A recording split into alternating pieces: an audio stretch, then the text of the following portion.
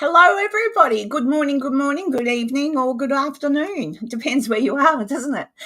Hey, That's Enzo. right. Enzo Hello. we've got, actually, Enzo, before the show started, told me what he's got to discuss this week, and I'm looking forward to it. If anyone's old enough to notice what I put on the little thumbnail for this week's episode, when I was growing up, I used to watch all of those, Speed Racer, Aqua Boy, Gigantor, and I saw a little picture. Gigantor. And I used to love that cartoon. And I was looking for things to do, and I spotted a little picture of Gigantor with his mate holding this, thing with electricity. And I thought, that's Enzo. And then I decided I just wish I was Samantha from Bewitched. So I was for a second. Why not? Why not? Yeah. I grew up watching that show, Bewitched. There's a lot of people probably did, and I loved that show. I could never wiggle my nose. It just looks like I've got a cold if I try and do that. I was more able to do what Jeannie does. Yeah, I think everyone could do that. This is way easier, yeah. Yeah, she kept it simple. Oh, golly. So who's here this morning? I'll try and get some hellos in. Obviously, let's have I don't know if Jonathan's here, Crossover Paranormal. He popped in earlier. He was out. I spotted him last night on his channel. He was out investigating with his daddy. So that's interesting. He goes, I think, if he gets into the chat, if he's here anywhere, I think Jonathan goes once a week. So he works hard all week. And he goes out once a week with his pa, and they sit out near an area that he believes is, haunted, and they do their thing and they live stream it. So it's quite cute. And he makes sure he says vehicle for me a few times, Enzo. Vehicle. I can't do it. I can't do it. Anyway, Southern accent gets me every time. I think if I were young again and had it all to do over again, I think I would have come to America, to some southern state, and met some nice little young farm boy, and I would have been happy if he just kept saying vehicle all the time. Say it again. Say it again. Say it again. Oh, golly. Who's here? Foxfire, Sky Talker, and my lovely Tanya. Wisdom. Hello. Oh, look, Enzo's here as well. Oh, Mike-O. Hello, Mike-O. Sometimes I don't see Mike-O here. I think it's a time difference, isn't it, Mike? Just because I'm trying to be happy with I know that everybody could be here at this time because it's Sunday, isn't it? Or Monday. What? Oh, Jesus, Saturday. So it's you shouldn't Saturday for me, yeah. Time zones. Ian. Hello, Ian. Let's see. Who else is here? I think... Am I all caught up? Has anyone else popped in? Have I missed anybody? Foxfire, hello, sweetheart, in case I did forget to say hello to you. Ace Flat, hello. Oh, I say Ace Flat, but it's Ace Fly. I can't say it. I'm sure that means something. Julie, hello. Legally Blind Guy, hello. Rawside Paranormal, you're here. Yoo-hoo.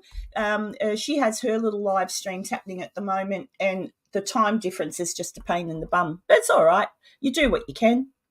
So I think I've all caught up. If I've missed anybody, say you didn't say hello to me, but whatever. I know you're here. Thank you. Now I was going to... some good news. I had some of the people in the chat will know who the Ouija brothers are. They're a British or UK-based paranormal group, and they've got quite... I think they've got just over 100,000 subscribers now, Enzo. They started off little, and over the last 7 years or whatever, they've gotten up that high. And the refreshing thing is, although they use the app that I don't like, but they address that every time they do anything. But the interesting thing is that when they go to places, it is refreshing that they don't... the other episode the other night they were in a place that was really, really windy. Things were blowing about. Now, they could have quite easily reacted to the wind knocking and the banging and gone, oh, my God, it's a ghost. They didn't. They were really cool, and they just have a bit of a giggle and laugh about it and say what it really is, and good on them. It's not... They're not bad, They're not bad. Obviously, it's working if they've got over 100,000 subscribers. I think at least I feel, and I don't know how people in the chat feel, but I feel like I am just so over. Oh, that's my dog snoring. If you can hear any of that, I'm just I'm just so over all of these channels that go out and investigate. Everything they hear must be a spirit. This week in particular, I've gotten really grumpy. I'm just honestly, guys, I've had to stop watching certain creators or biting at their topics at where they are, because you know how I feel about some places. I'm very passionate about some places I've researched. I have to stop making myself upset because I go in and think, oh, they're there. I want to see what they got. Let me see how they do this. Boom, straight off the bat, all the bullshit backstory. I don't even watch any further. I just turn it off. I think, well, firstly, they've not researched properly, and I really don't want to hear someone screeching out for things that aren't there. And I'm just so sick of it. So I've been off. In my world, I refer to that as the true believers, where every light in the sky is a UFO, every twig snap in the woods is a Bigfoot, every creaky floorboard in an old house is a ghost. It's you got to be a little more discerning than that, especially if you want people to take you seriously in the long run. Exactly. And it's not. Look, there's still. I watched the Joe Rogan thing with the Sam and Colby boys the other night. I enjoyed that because I know what it is. So that's okay. I love Joe Rogan. I like him anyway. I was interested to see. For years, I've been watching Joe after he moved from California and went to Austin, Texas, and he talked about this comedy club he was going to open up and all that sort of thing. And I thought, that's why I watched the episode, because I thought, I want to see what his comedy club looks like. You take it like tongue in cheek. That I can watch because it doesn't really upset me, even if they get it a bit wrong. I think you're not. Well, in my eyes, they're not real anyway, so it's just a bit of fun. But it's the ones out there that do come across as, here we are, guys, and this is like trying to say it's real. So I've just gone off it. I've been binge watching Supernatural from episode 1, season 1. I've only got 14 more seasons to go. I think it's 14. Or 14, or I don't know, but I've been binge watching The Boys and enjoying that. But it gave me an idea. So going forward, I thought, right, to keep myself happy and to stay away from watching fake content or people who don't research properly, I thought, you know what? I am going to start researching all of those old urban legends. Where the hell did they all start? Where the hell did they come from? Are they based on anything at all? And all that sort of thing. So that's where I've already started. I'm already working on one. Oh, and being buried alive. That's another thing. I looked into that. I thought your idea was when you come to the U.S. later this year that you were going to rent a 1967 Impala and drive that around. Well, wouldn't that be fun? Can you rent them? Oh, I could get one while we're in Reno, Enzo. You and I can drive around. We need the number plates, though. Yeah.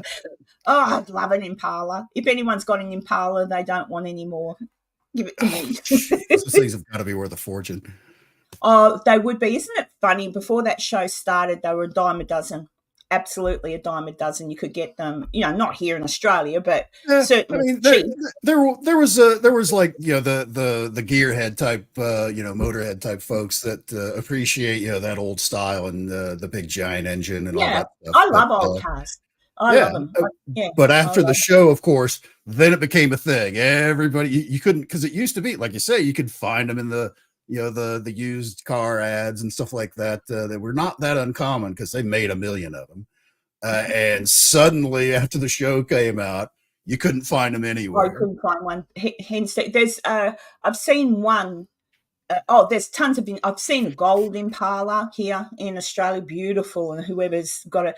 But I've seen one black Impala that you can quite obviously see they're a fan of the show, but it wasn't done up to look like that. And there's another one that is done up to look like the boys' car. And they take it around and show it. So I don't know. I'm just going to see what I'm missing here in the chat. I can see people asking me questions. And I'm not paying any attention to you. I'm really naughty. Let's see. Where does that question go? Wisdom asked me if I'd seen Crow's latest episode. Probably. I'm just trying to remember what it was. It was that the one that Jay Carts did a reaction to. Yeah. Oh, yeah. Fakers being upset that people are calling fakers or something. Yeah. I watched that. Oh. Let me see. I'll get to you in a minute, Jonathan. And Jonathan's here. Yay. I can't get him to say vehicle because I won't hear him. Dr. Deb, hello. Welcome in. I did see someone asked a relative question and now I've gone. I'm just trying to find it. Give me a second. I'll ask it again. I know you asked me something and I've lost it. Hang on. Tanya used her membership chat to say, best community, heart sign. Oh, thank you. It is, isn't it? Yeah, it is. There she is. I'm just trying. I've got two windows open. The YouTube window, which I really shouldn't be looking in. I'll look in this one. That's probably why I can't find that question. 2, 3, 4, 5. Yeah. Actually, someone asked me a question. It was relative. Oh, I don't know. It asked me again. If I missed it, just ask me again because I was talking and didn't pay attention. Wisdom says, didn't they do that in voodoo rituals, burying people alive? I have no idea, Wisdom. I do know about certain voodoo rituals, but I have no idea. Probably. I think there was something more with the voodoo thing and people coming back and being like zombies, the Walking Dead. I mean, they call them properly. I wish I knew somebody who was actually like, is Jamaica? Is that where that comes from? Jamaica, isn't it? Yep. Oh, I'd love to know a Jamaican that knew about it. Watch this space. I'll see what I can find. But I remember learning a little bit about it, and it's something to do with when someone passes away through some kind of, whatever, like bad juju, that there'd be a certain ritual that they would have to do in order to make sure that they didn't come back. I think that's my understanding, that they didn't come back as the Walking Dead. And then there may well have been a curse that made them come back. I don't know. There was a great movie years back called Serpent and the Rainbow, where they kind of talked a little bit about that. They had basically had the witch doctor make up this powder stuff, and they would blow it in somebody's face and kind of turn them into this mind controlled zombie kind of a thing. But it was a good movie though. Actually, did you ever watch The Night Stalker with Darren McGavin in the 1970s? Yeah. Oh, Carl Kojak. I love that show. I've actually got all the episodes in my YouTube. Someone thankfully uploaded them all to YouTube at some point, so I think they're still there unless they've been removed. But I love them. I love watching. Yeah, Chris Carter, who created the X-Files TV show, that's what he patterned the basic idea for the X-Files off of, was, Kolchak, the Night Stalker. Oh, Tanya. Yes, I saw that. Yep. And it started to, I've got 7K subs and I'm over the moon. And I was saying to Enzo, though, I would kept every week I'd look and I'd go, oh my God. But it's legit, people. Okay. I haven't purchased subscribers for those who think I have. No bots. I haven't. We're talking about bots later. It's not one of those. It's legitimate, but it's come. Oh, hang on. We have a new member. Do we? Where? What have I missed? Oh, Sky Talker gifted. Oh, Sky Talker, I owe you too. What do I owe you for, Sky Talker? Was it a super chat or another gifting? Either way, I'll play a few animations in a minute. Thank you, Sky Talker. You're gorgeous. Thank you. But yeah, so I've noticed now it's settling. It's just nice sitting there. So I'll have to do some other great big trick and see if anything takes off. But I'm just happy. I'm happy. I'm like, that's terrific. And a lot of the attention gravitated toward thanks to the shape. I don't know if he can hear me. Sometimes he listens in and lurks. But if you're lurking, little man, thank you so much, because he actually shared my Belisca murder house video on his channel.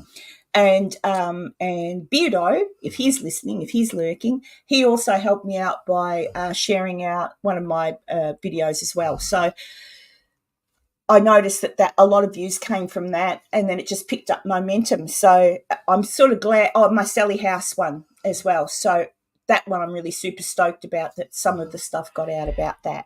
Doesn't mean anyone is going to watch it. Doesn't mean going forward that someone's going to go to the Sally House and actually ask to speak to people who really did die there.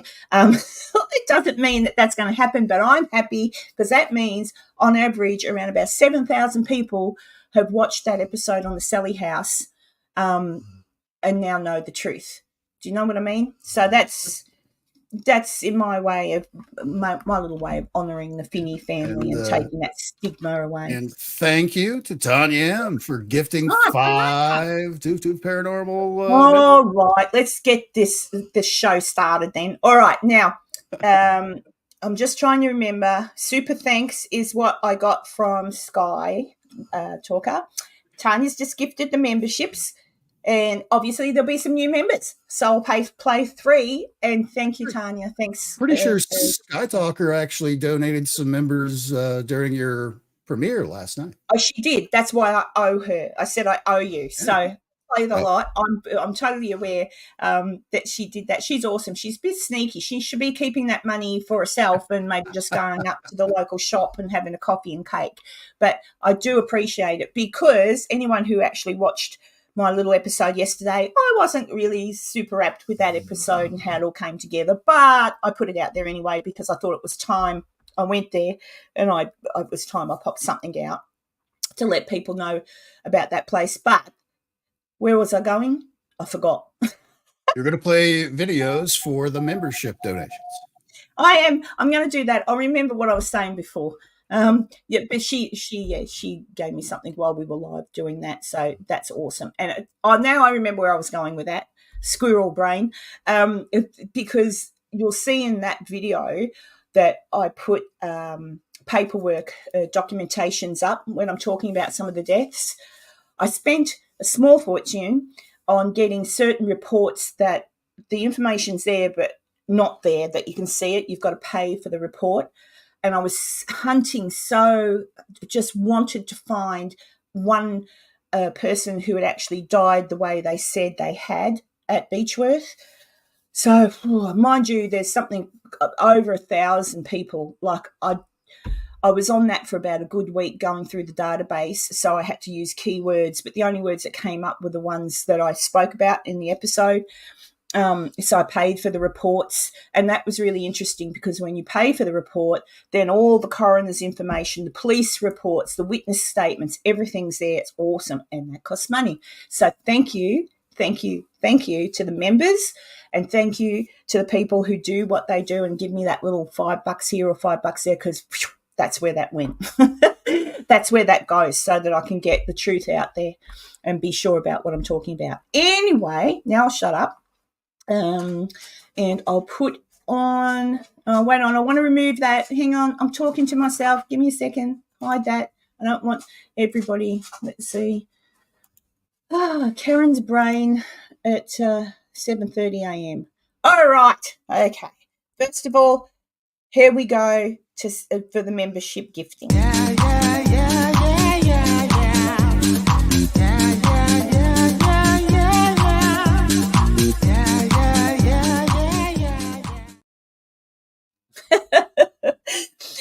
That's too short now, I think. Last another hour and 35 minutes. Yeah, I know. And then I do like my Robert the doll. So to everyone who's got a membership today, courtesy of Tanya or Sky Talker, this one's for you. Hey, Annabelle! Karen got some more members. Isn't that great? Oh, wonderful. Chucky, come say welcome to the new members.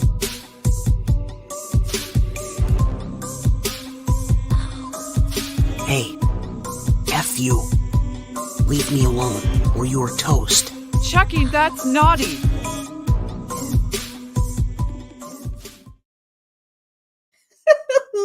Naughty, Chucky, naughty. Oh, I was in a store yesterday. Aussies will know it as JB Hi-Fi. I was in there the other day and they had like a table where, hey, here's some stuff we've only got a couple of. And there was an E.T. doll. I don't know if you can see him. Hang on. Which way? I don't know. He's just there. Oh, yeah. But he's soft and you push his hand and he says, I'll be right here. And then his little finger lights up and his heart lights up and then he says, E.T. phone home. So I was playing with him. I love E.T. I think I was about I think 18 when that movie came out, and I saw it at the cinema and cried like a baby. And every now and then, if I haven't seen it for a while, I still cry like a baby at the end where he says that and reaches out his finger and little Elliot's and little Drew Barrymore at the back with the tears falling down. Yeah. Oh, gosh. But, yes, I brought myself a new toy that I did play with for a good half hour. Speaking of that movie, supposedly one of the rumors it's actually not so much a rumor, it's something that Steven Spielberg has talked about. He is currently working on a new movie that will be centered around UFOs. Oh, about time. Actually, don't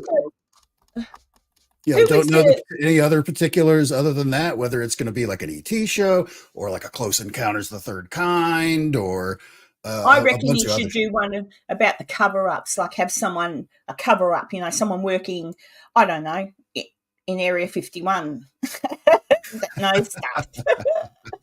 Oh, dear. Tanya says, get him and play him. I'll make a video later. I can't be bothered moving. I'm too lazy. Besides, if I move, the dogs are right behind me and she's going to jump up and then there'll be chaos. Everything's quiet. We'll see how it goes later. I might pick him up. I'm just thinking if I missed anything, I better go back to my comments. Oh, Betty, you're in. And Dr. Deb, hello. If I might have forgotten. Oh, and Dad's here. That's their name. Hi, Dad. That's cute. Dear. E.T. was a documentary based on reality. Could be. See, now it's E.T.'s fault that I really, really want our E.T. and Close Encounters of the Third Kind. It's those two movies. It's those ones that make me think that I really, really want to go outside and stand on a mountaintop somewhere in the middle of the Mojave Desert and go, pick me, because they're so cute. They're so cute. I don't think they're nasty. Maybe they're only nasty to people who are nasty. Maybe the nasty people are the ones that they probe. Oh, my God. Sky Talker says, my ET got sunglasses and an old wig on. I take him to the forest to do funny photos. He loves it. Actually, I don't know. Oh, yes. Julie, how are you feeling? I do keep an eye on the chat whenever anyone's in a chat, and even if I'm in someone else's chat, often I'll see what people are saying, and sometimes you guys aren't too well yourself, or you've had a bad day, or something bad's happening. So I do see that, all right? And sometimes I'll comment, and then other times I think, you know what, I don't think you're in here to actually be reminded of why you feel shitty. I think you're in here to have a bit of a giggle and try to forget why you might be feeling shitty. So I hope everybody is feeling okay today. I am. I had a shitty week, but I'm all good now. I bought E.T. Good. Everything's better. What's Ian say? There's actually a conspiracy. The Close Encounters was based on an actual government film. Probably was. Sure. That's that rumor is out there. The rumors that are out there. Oh, hi, Giuseppe. I did see you before and I forgot to say hello. I'm just having my coffee. I won't say the words, but can you see that? Oh, hey, Jody. Jody, Jody, hello. Oh, you're first of the. Well, I hope we don't disappoint you. The purpose of our lives, honestly, is firstly it gives me an excuse to hang out with Enzo a little bit longer than normal and talk about all sorts of stuff. And Enzo is the voice of reason. I am the voice of ranting. I get passionate and then rant, and then Enzo sits there and goes, "Shut up, Karen. Shut up, Karen." But it's all about having a bit of fun and a bit of a laugh and possibly learning something. And we'll get to Enzo's little science guy presentation soon, but he's got some stuff to talk about. And I was going to ask you something earlier, Enzo, about robots. And now I can't remember what it was. It'll come back to me. My squirrel brain. I'm not a fairy princess, Tanya. I'm a squirrel in disguise. Squirrel. Faith, hello. In case I didn't say. So in regard to my channel moving forward, I'm Doof Paranormal forever, whether I like it or not. So I won't change the channel name because then people will get confused. And I'm still paranormal based, like I'm still looking for stuff. And I think really I'm still doing all that. I'm not going outside of the world of the weird and wacky and strange, but I'm tending now to want to look back more into the history side of things, like back, like where certain, like I said before, where certain things happen. Like I know why we cover mirrors, or they used to cover mirrors in the Victorian era and before. Why did they cover the mirrors? What did they used to think back in the day would happen when you passed away? Why do people have bells in the strings to pull a bell in their coffin? Why, like all of this sort of thing. And I've been researching it, so I do have an episode that's going to come out this week about bells in the coffin and things like strings in the coffin. But I'm just finding all of that stuff very, very fascinating. And sometimes if I'm watching a paranormal investigator, they might say something and I might think, oh, is that real? Like, is that true? Like, where did they get that fact from? So I'm starting to sort of look into, Dr. Deb, I just thought, because how many of us think, even I was, again, thank you, Supernatural, Dean and Sam. I was watching the Bloody Mary episode, and I thought, where the hell did that come from? And, lots of places, like so many. And I started to read on that, and I thought, oh, wow. And give that show, you know what, Enzo, give that show credit where credit is due. The writers, they mention, in that particular episode, they mention a woman's name. And that's where this all comes from. So that it's artistic. It's not correct. You don't watch Supernatural for correct details. That's an eye candy show. But credit where credit is due. They actually said someone's actual name. So the person they mention in it is known to be connected to the Bloody Mary urban legend. And I thought, good, excellent. So there you go. So, but I'm enjoying watching that again for the minute. It's interesting, guys, if you haven't seen it for a while, when you watch The Boys when they were way back, like that's 20 years ago or more. I think about 20 years ago that show first came out. Their voices were so high and cute. And now it's like... the scowl. We need to go and find who did this. It's funny. Very low what's voice. Wisdom? You do a great job. I was wondering if you had done a video about 30 East. Maybe that was the question you were looking for that you lost. No, not interested in 30 East because I think it's a load of crap. No offense. No offense. But I could still look into it because you don't know. It may well have been haunted, but yeah, too many people have gone there. And honestly, I don't know. You think, and it's certain people that have gone there that have said things have happened, and you're like, I don't know. And there was another one, English folk, Ian or Wisdom, shivers. There's back in the 70s, there was a whole big kerfuffle about it. It starts with E. There was a house where the little girl was supposed to have been possessed because she talked like that.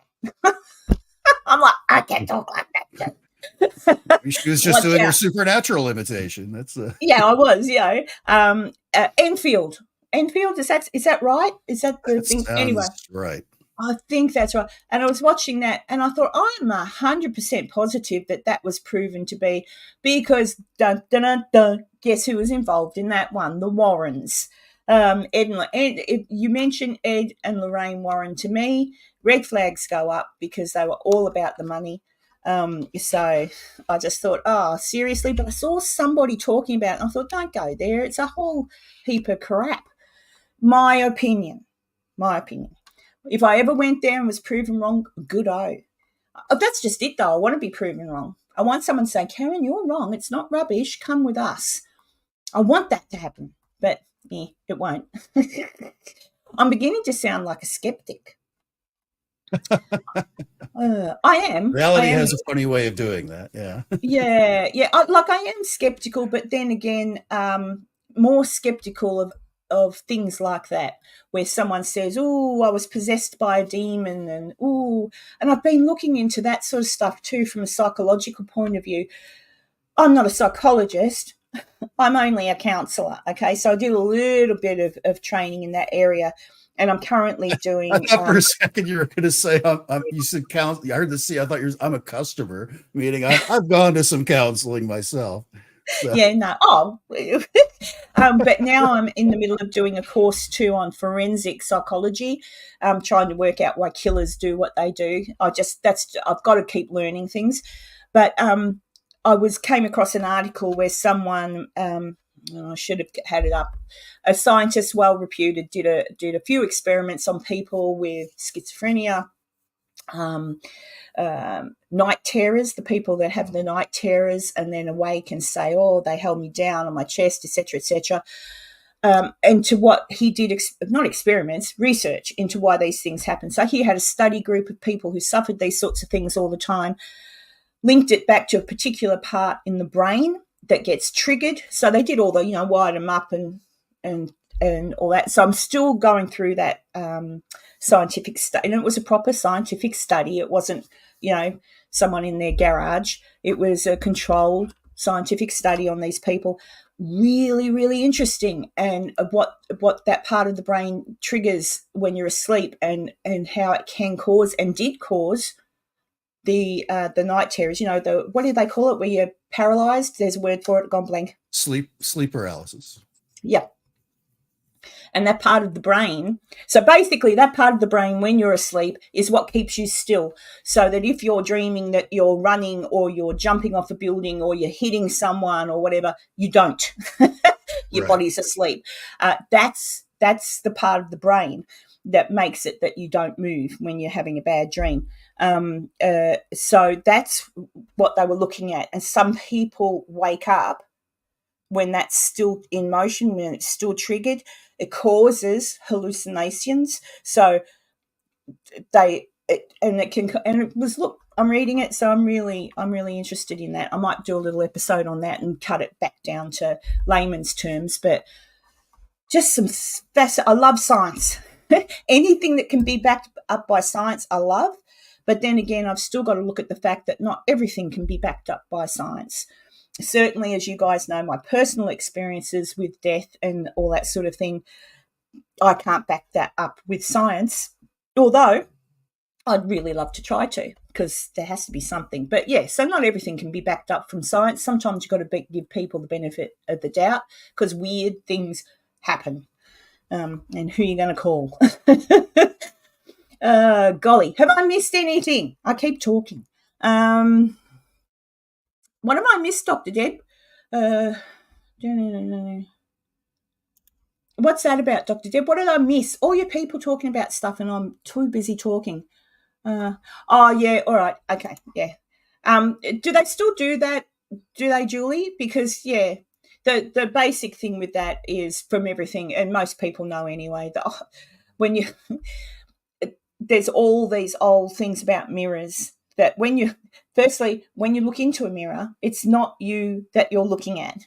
It's the person that is you on the other side of the mirror in another universe. And the theory is that they're looking at you and mimicking everything you do, waiting for the opportunity Bloody Mary, to come out of the mirror, kill you, devour you, and take over You your reach life. through the mirror, the gag. Yeah. And then there's the other theory, which goes back to the Velisca house and why I still think it was the brother that did it. The other thing is that they would cover the mirrors because at the time of death, they were worried that the spirit could be tricked into thinking that was still their world, and the spirit would go through the mirror to the other side where they would forever be trapped and not be able to get to, heaven. So the mirrors would be covered to stop the spirit of the deceased doing that and otherwise being, in a horrible place. So that's why it still leads me to believe that the brother did it. I reckon he's still, although he murdered his brother and the whole family and the two little girls, so they couldn't say it was him, I still think there was remorse, and that's why he covered the mirrors, because, I don't really want him to go to that horrible place.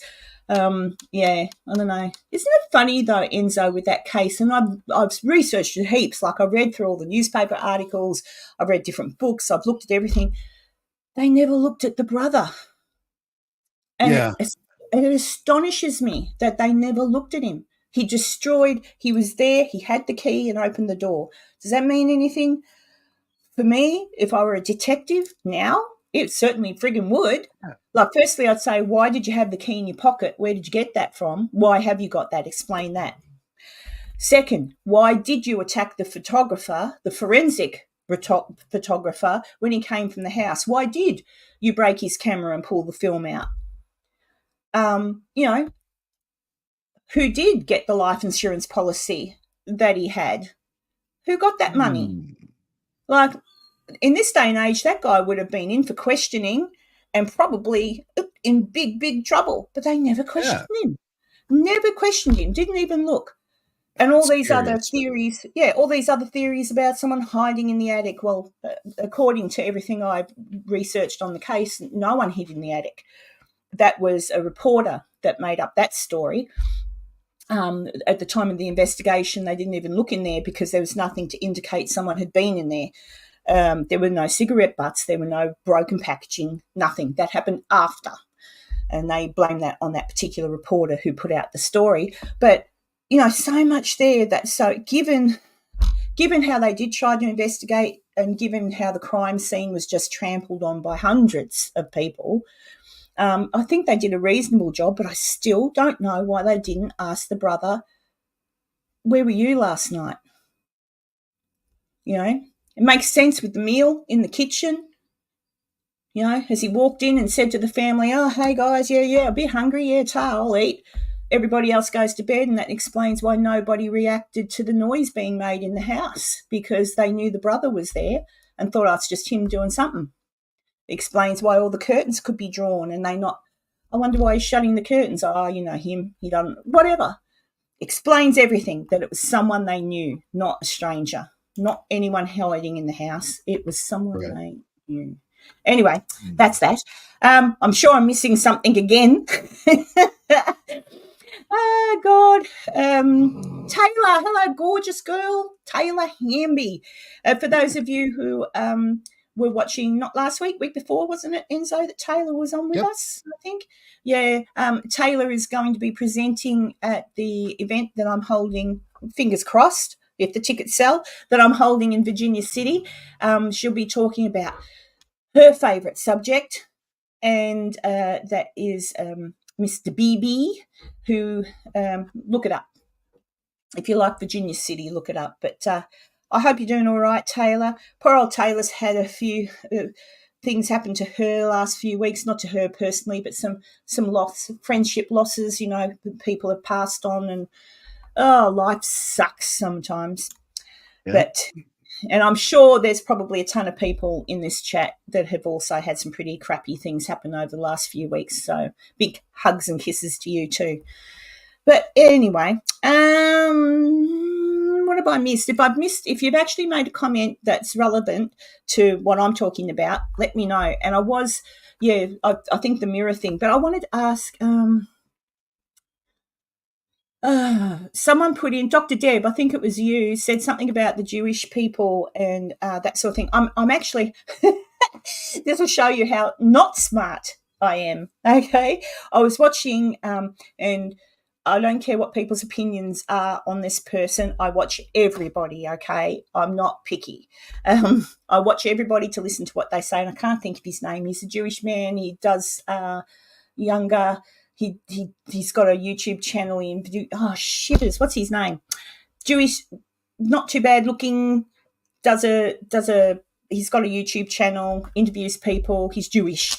Can't think of his name. I've gone blank. Anyway, he was talking to someone the other day, and he said something about because I always wondered why Jewish people didn't recognize who Jesus was. Now I know. I'm like, now it all makes perfect sense. So that was good. But yeah, I just keep learning, because I always got confused by, I don't understand. They're Jewish people and Jesus was Jewish, but they don't believe in Jesus. And I'm like, what?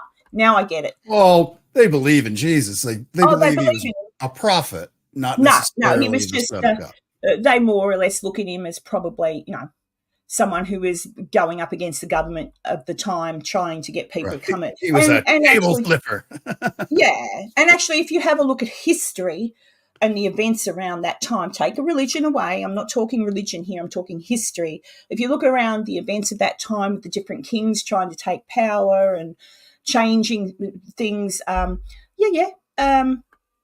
absolutely. I can see why that may have been a point of view in regard to that particular person. So, it is what it is. But I find all religions rather fascinating into where they've come from, their beginnings. And I like to try to learn a little bit about each one, but I'm not a religious person, if that makes sense. I don't think I am. I don't believe in that sort of thing, but that's just me. I believe in science. They blinded me with science.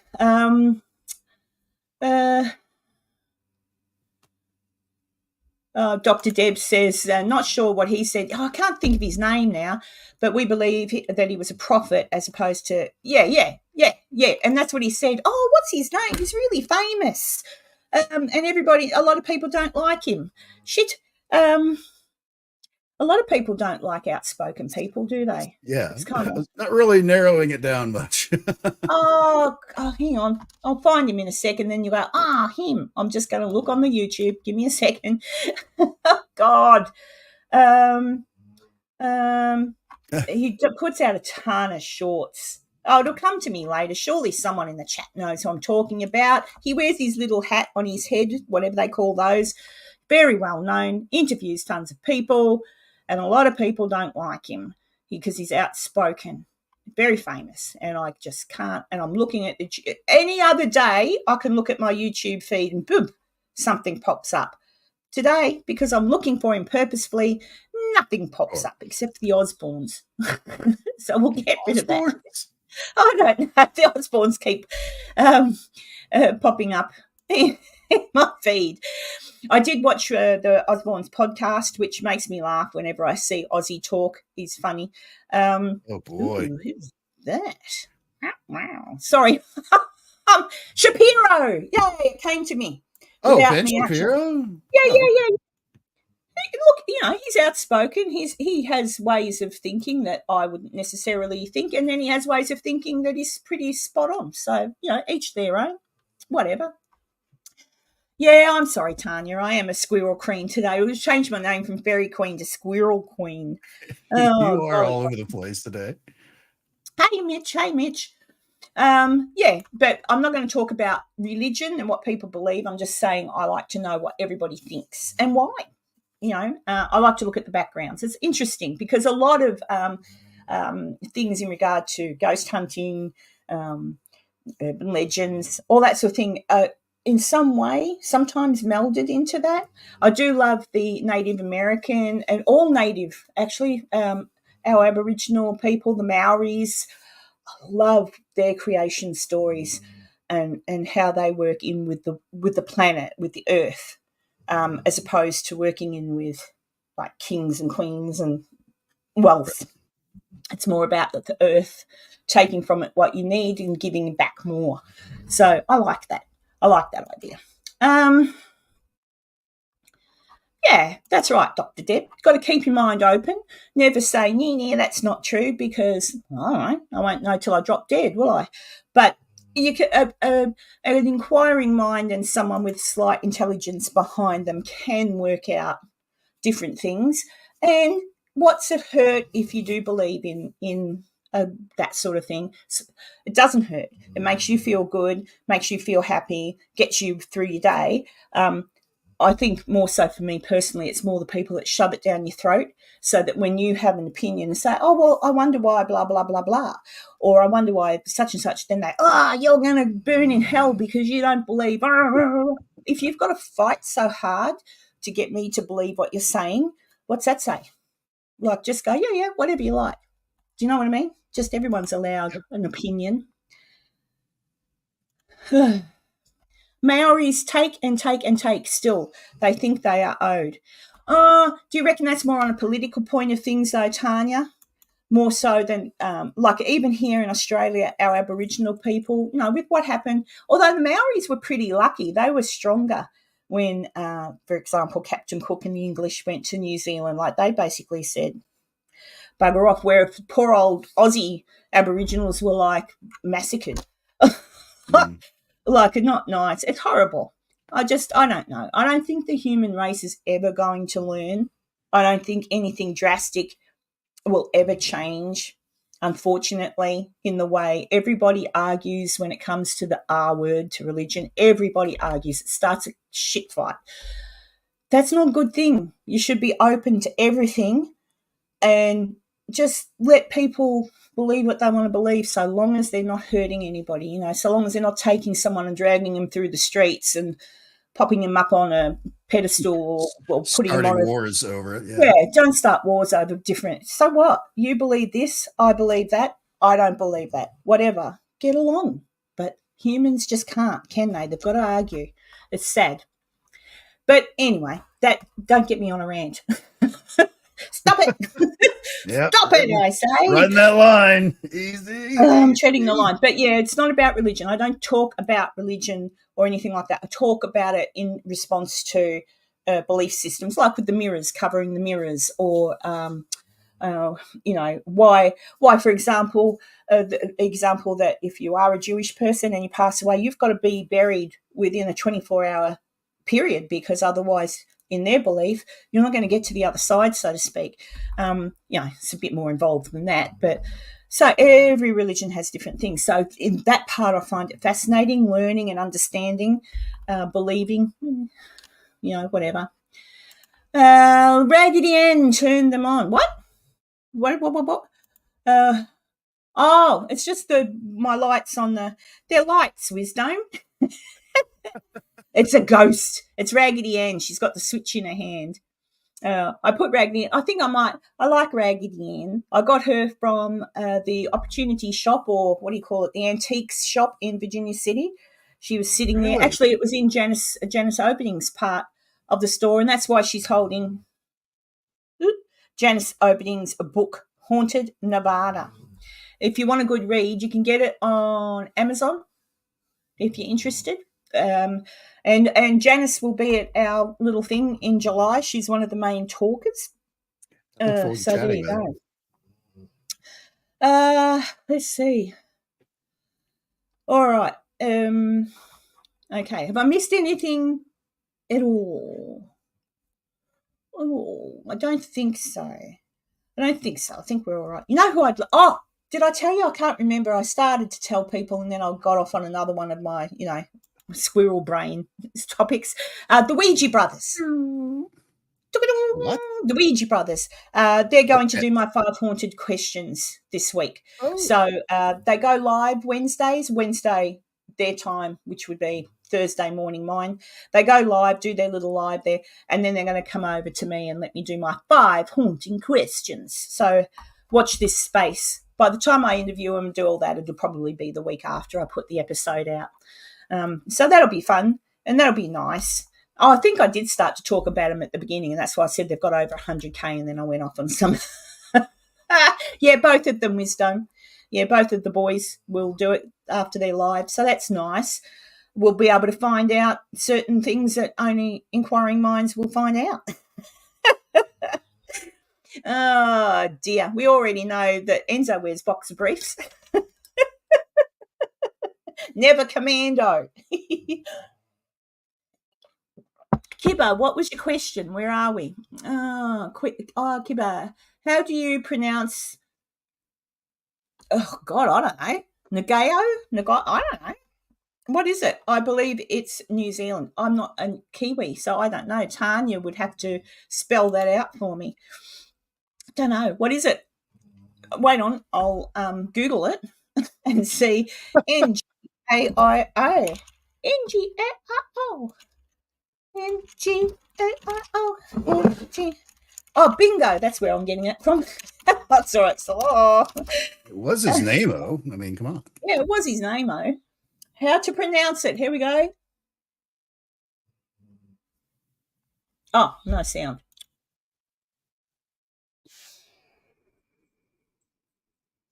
Oh, well, they're not telling me anything, dude. Put out a video to say how to pronounce it. I don't know how you pronounce it. I don't even know what it is. I'm assuming it is... If you've been looking for a unique name for honouring a baby's Polynesian heritage, try out this girl's earthy name. I don't know how to say it. Yeah, I'd say the G would be silent, would it, Tanya?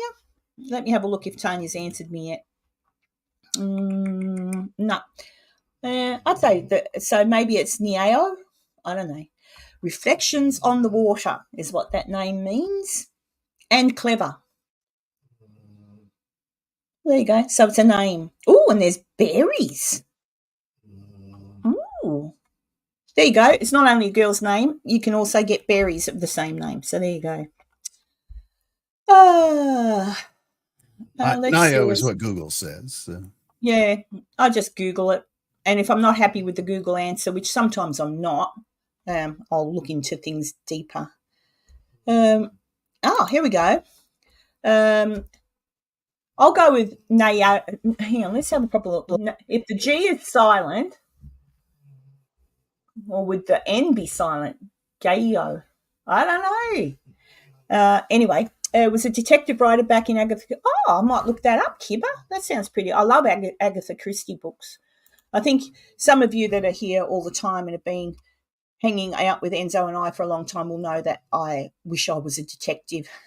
I did try to get into the police force, but went into nursing instead. What's that you're going to put up, Enzo? The pronunciation. Oh, here we go. Let's see.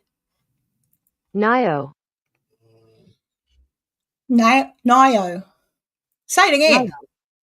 Nio. Nio. There you go. Yes, Dr. Deb. Indeed, they are. Very much Polynesian, like the Hawaiians, like that. If you go across, if you look at Australian Aboriginals by look, they look very different to the Maori people. The Maori people are more Polynesian and look very much like everybody, like Hawaiian people and stuff. So it's definitely, it's interesting, like how everyone can look different based on where they come from. I like that. But the Maori, very strong people. They should be a proud race. So long as they, as Tanya says, don't keep thinking they're owed or anything. Got to stop with that. That's like a victim mindset, isn't it? When you can keep saying, I'm owed that because 200 years ago you did this. I didn't do anything 200 years ago. Just saying. Right. So I didn't do anything. Saying that somebody alive today owes you for something 200 years ago, that's... No, you can't. That's not letting go. That's not progressing. That's not making yourself a better person. That you're not learning from anything. You're just blaming other people for whatever's not happening in your life. And there's, my opinion. Don't shoot me. But yeah. Oh, one thing. Oh, I suppose it doesn't matter. I like them. I was in the shops a couple of weeks back and I could hear a man singing. what a beautiful voice. And I rounded the top, it was in the shoe area, and there was a Maori there and his little boy, and I don't know why he was singing. They were just mucking around. And I went, oh, I said, you've got a beautiful voice. And he looked at me. I just love how they smile, the Maori men. Something really cute about a Maori man, unless you get him angry, I guess. Then they do that kamate thing. No. Another supernatural imitation? I'm a devil. Oh, dear. I must laugh, though, that Enfield haunting, I think that's what it was called, the footage of the little girl doing the voices. I'm like, honestly, my sister and I could do that when we were little. We used to scare each other. We would do, you can take your voice right down and do that. And that's all that little girl was doing. So, that's interesting. And I've actually looked at some of the photos where she's supposed to be getting thrown through the air. And if you have a proper look, she's actually jumping. And it's kind of. What? She flew through the air? Oh, and I just think, oh my God. You got to have a bit of a look. What was fascinating? I don't know. Did I say something fascinating, Dr. Deb? Sometimes I say stuff that gets me into trouble, and people go, "I'm not watching her." Oh dear. Remember, anything I say here is just mucking around. It's just my opinion, and everyone's entitled to their opinion, so long as it's not being nasty or saying anything horrible. Because actually, do you know what? I think if I say I believe the grass is green, well, it is, so I'm right. But someone else might say, no, it's not, it's purple. And I'm like, it is, why? And then they say, because. I'll go, okay, all right. It doesn't mean I'm going to hate them and tune out and not listen to what they're saying, because they're just saying I think it's purple. That's okay. What I generally tune out of myself is when someone starts saying, oh, well, what, name calling, oh, you idiots, what would you know, and this is that, and that person was this, and that's nasty. You don't have to be nasty. That's when I'll tune out. If I hear someone start to be nasty and say horrible things that aren't relevant, I just think, well, wisdom, it could be blue. The bluegrass of Kentucky, for example.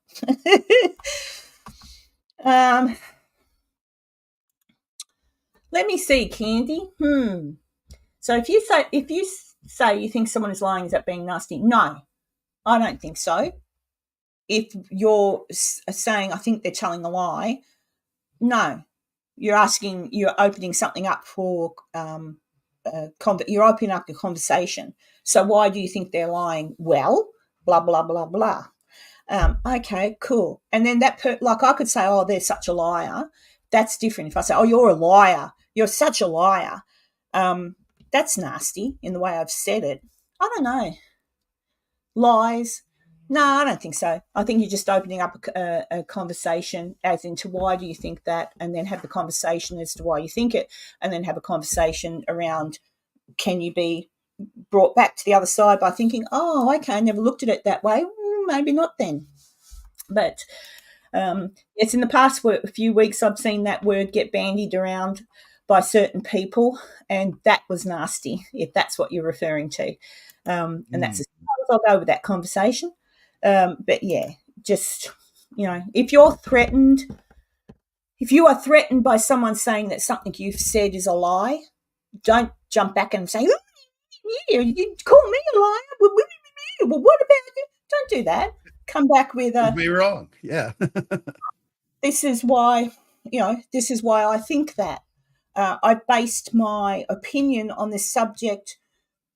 It doesn't make you a liar. It just means that that's what you believe. But then there are people who tell lies. Oh, liar is such a broad. Why did you start me? I think if you're telling a lie, like, who took that $50 off the bench? That $50 was for food. I didn't. And next minute someone walks in with a new jumper. Well, they're obviously a thief and a liar. But you say to someone, if someone says, I saw Jesus at the end of my bed, I'm not going to call them a liar. I'm going to go, did you? And why do you think that? What was happening? I wouldn't say they're a liar. I want to know why you think you saw Jesus at the end of your bed. If someone says,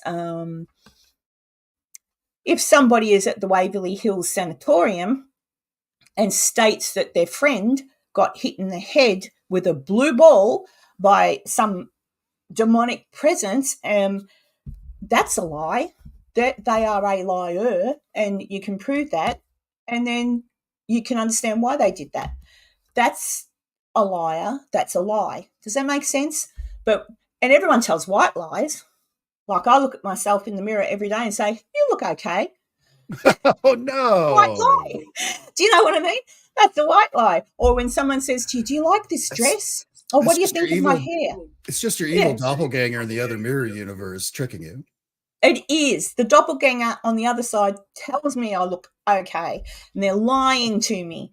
So there's all, I don't know. And then people say, "Oh, you shouldn't lie at all." No. My reflection is the one that tells me to put the cover over the mirror. I just think if you're going to tell a lie, why? Why are you telling a lie? So if you take, there's many reasons why telling a lie is a good thing. If it's told to protect someone, for example, if somebody, I don't have to tell you. Do you know what I mean? Sometimes you do have to tell a white lie, because if you don't, someone could be heartbroken, hurt, or whatever, and it's not making them believe anything untoward. It's just like, I don't really want to tell them they look fat in that dress because that's going to hurt their feelings. I'm just going to tell them, "Oh, you look lovely." Do you know what I mean? Mummy, is this going to hurt me when your child gets a needle or something? "Oh, no, sweetie, it won't hurt." When you know that, no, it might, but you can't tell them that because they've got to have it done. If everybody approached everybody and said, what's that movie? Not Liar, Liar. Ricky Gervais is in it, and it's all about people who can't lie. You just can't lie. And somehow, some way, Ricky Gervais wakes up in the morning and he can. He's able to, Yeah, I can't remember what it's called. But there'd be absolute chaos if nobody told a little white lie every now and then. So white lies are good. Out and out lies. Honestly, though, I feel like the world would be a better place is where you wouldn't be able to lie. So, whatever politician that you voted for to get in office, if they aren't able to lie to you, where they have to tell you the truth all the time, that'd be a giant difference from what we're used to. And that's actually one of those things that, supposedly, like if someone was telepathic, what if everyone was telepathic, where there's no lies, there's no secrets, there's no anything, everyone knows everything about everyone else around them? Then there wouldn't be any misunderstandings, there wouldn't be any fights over things that you thought someone said, all of these things. Of course, there's also no privacy. There's no sparing someone's feelings. Do I look fat in this? It's like, no, the dress is fine. It's your enormous ass. That's what makes you look fat. That's that truth part coming out you may not want to hear. You might not want to hear it, but it is what it is. But I don't know. I don't think if you're questioning someone's integrity, if they're telling you something's happened and you turn around and go, "Nah, you're telling lies," is that nasty? No, that's a descriptive word for what you think they're doing. It's a doing word, isn't it? Is that a doing? No, verb. No, if I'm lying, I'm doing it. If you're telling someone they're lying, it's a pronoun. I don't know. My English is... But, you call someone a liar, it's a naming word. It's up to them then to either defend themselves and prove you wrong or shut up. I'm wondering, Candy, what you were referring to. Did I miss that? Who did you call a liar? The Gox. Let's see. Enzo. All right. I'll just, Enzo, you get yourself all prepped up for Enzo the Science Guy segment, where today we will be talking about what, Enzo? Robots? We're going to talk about aliens. Robots. Since I had to share the title screen with a giant robot, we're going to talk about robots. All right. You get yourself prepped. And guys in the chat, have I missed anything substantially important? Because I don't want to miss anything. I saw Rican. Hello. Hola.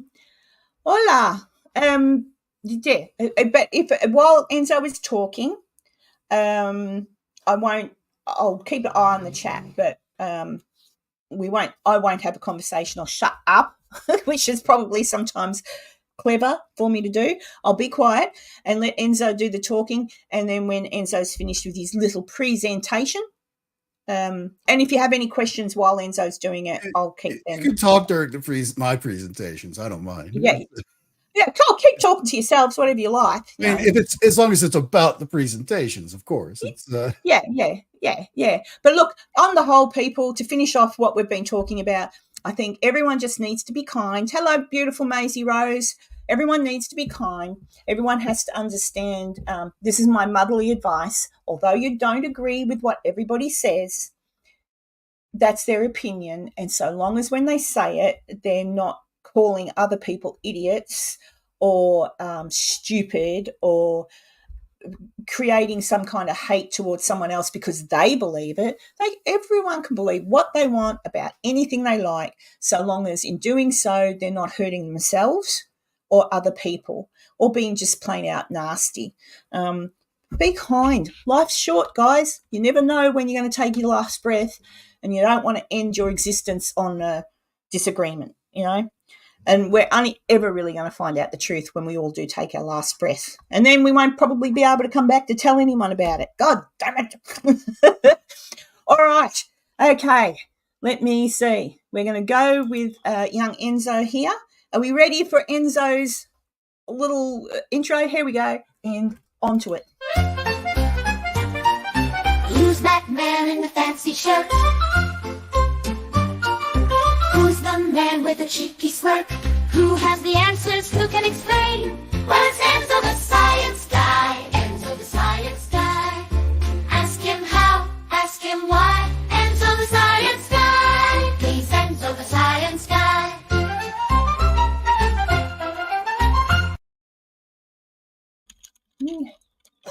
Hello. Science guy. Go for it. Our good friends at Boston Dynamics had a release of a new robot that they have, but before they showed us the new robot, they wanted to have a farewell to the HD Atlas model of robot. And I'm sure we've all seen those videos of the robot as it's doing the parkour around the warehouse and all that. And they kind of made a gag reel where not all of those jumps worked out as well.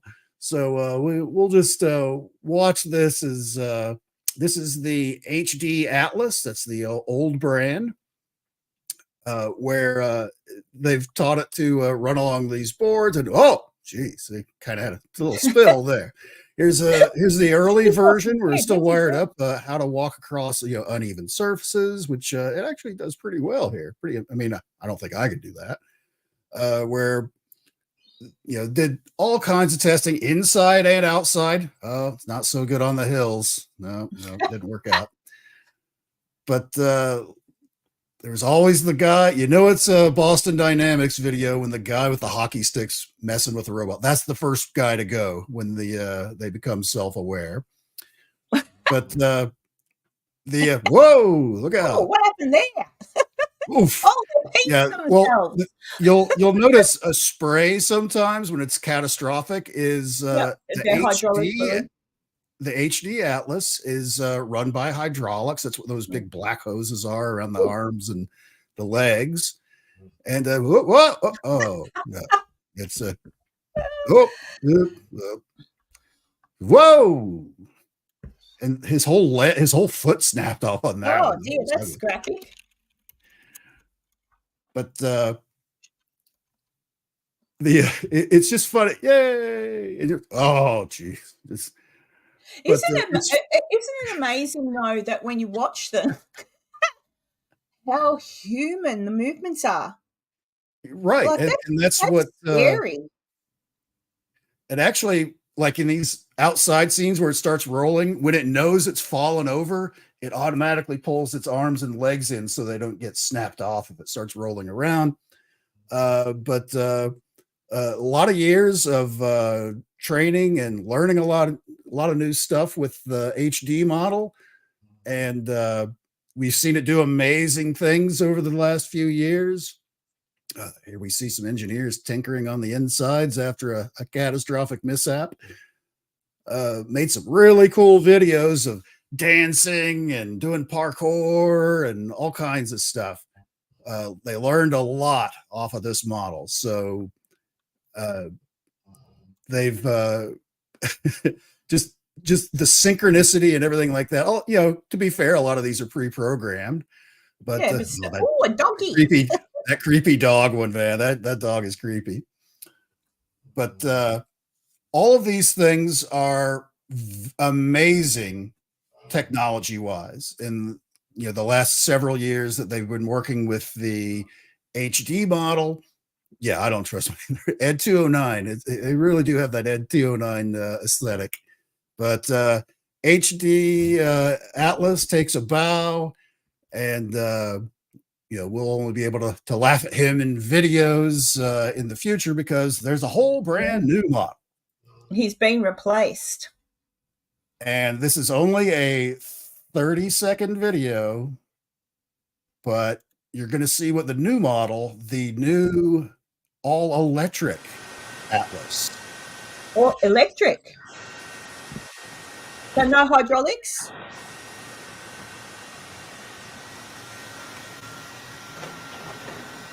Oh, I wish I could get up like that.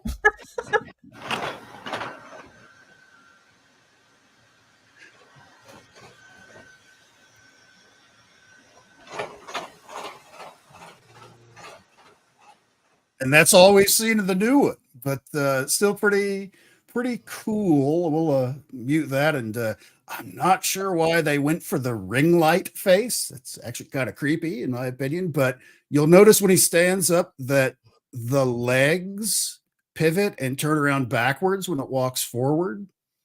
The upper body can spin, and the head can spin 360.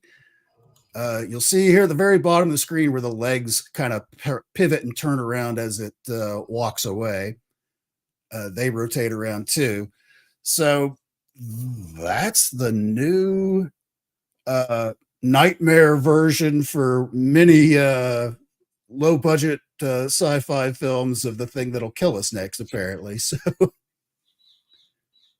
crikey. But I was that all flexible electric in my 20s, but I know it's all electric, no hydraulics anymore, so no spraying fluid all over the place. Yeah, exactly. There you go. Imagine that thing being weaponized and controlled by AI.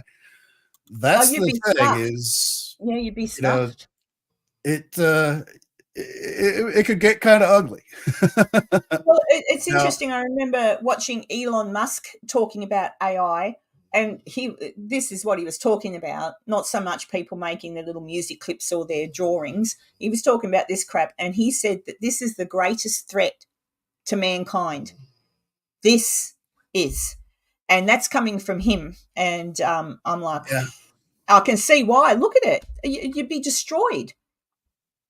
I mean, I don't know. I don't know if you could push it over and protect yourself. Who the hell knows? But it doesn't look like. Oh no, well, we saw in the the other with the older model where they're hitting it with giant medicine balls and the guy with the hockey stick and all that stuff, trying to knock it off balance and all that. This thing's going to be fairly amazing, and of course, the idea being where you get like dangerous, hazardous areas that might involve like toxic chemicals or radiation or something like that. You can send this guy in versus a human. Well, that is, let's put it in perspective too. That is a good thing because there are certain places that you could send that particular robot where a human couldn't go because it'd just be too, like you're saying, radioactive, or maybe a mine collapse or a fire.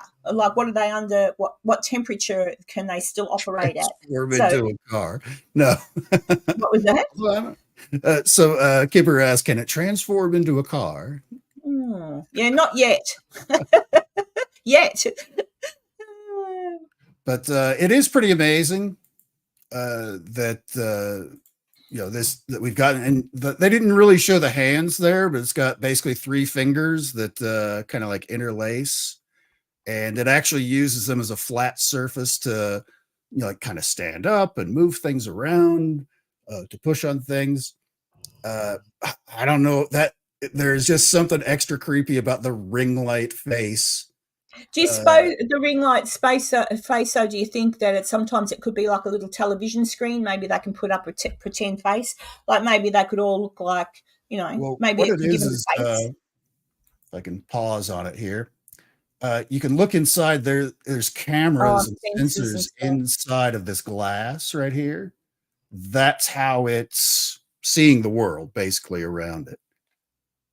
Because some of these are angled off to the sides, and some of them are angled straight forward and up and down, all of that, so that it can see. And of course, the head can spin 360 degrees, so it can survey everything around it. So it'll actually like laser map like the whole room in one pass. So that way it knows where obstacles are. It knows where the doorway is. It knows that's a window, not a doorway, because it's got glass in it. Yeah, things like that. But yeah. Dr. Deb says, like so many things, incredible advances that can do so much good, yet the human faker can make it dangerous. Well, yes, I'm pretty sure when they learned how to split the atom, they didn't think it would be used the way it was back in the day. So that's it. There's so much through science we can learn. And this robot would be fantastic for the very reasons Enzo and I have just sort of said, that, if there was a bad fire or a mine collapse or something a human couldn't go into, you can send these things in and they're not going to die. And they might be able to help. But, yeah. The doggy version of these that we saw a little bit in the video earlier that I'm sure everybody's seen by now, are being used by like bomb disposal units, because there is like an arm attachment on the top where it can manipulate things, open doors, walk through, pick up things and move them to a safe place, all of that stuff. Yeah, I know. It is kind of creepy. It's just seeing this round circle and that's its face. It's like, ew. But as a matter of fact, just this past week, the airport in Fairbanks, Alaska, bought several of the dog type to monitor wildlife around the periphery of the airport itself. Because in Alaska, there's some pretty big monsters out there, being like bear and moose and stuff like that could wander out onto the runway with the little doggy things. It's to monitor. It's not to like. I doubt a moose or a bear would be scared of it. It might be like, what the hell is that? Be as creeped out as we are as when we see one walking around dancing and doing all its tricks. But probably less threatened, because I think when it comes to other animals, it's more the smell as well, our pheromones, the smell that we can't smell but we release, so they can pick up on a lot of things, not just movement, but what's that?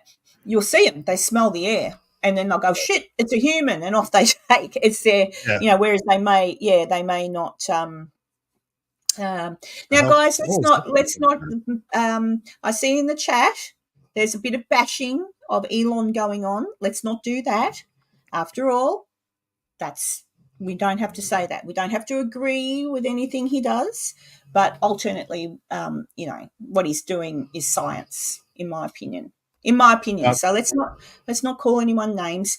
But he's doing a lot of good things as well, right? I wouldn't be here on this now if I didn't have my little what do I call it? Skylink.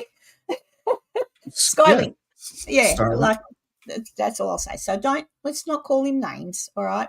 Now, can you imagine a day where these things are so common that you're like at the store, grocery store or something like that, buying something, and you see a bunch of these walk in to collect the week's worth of groceries for somebody because they can't be bothered to leave the house?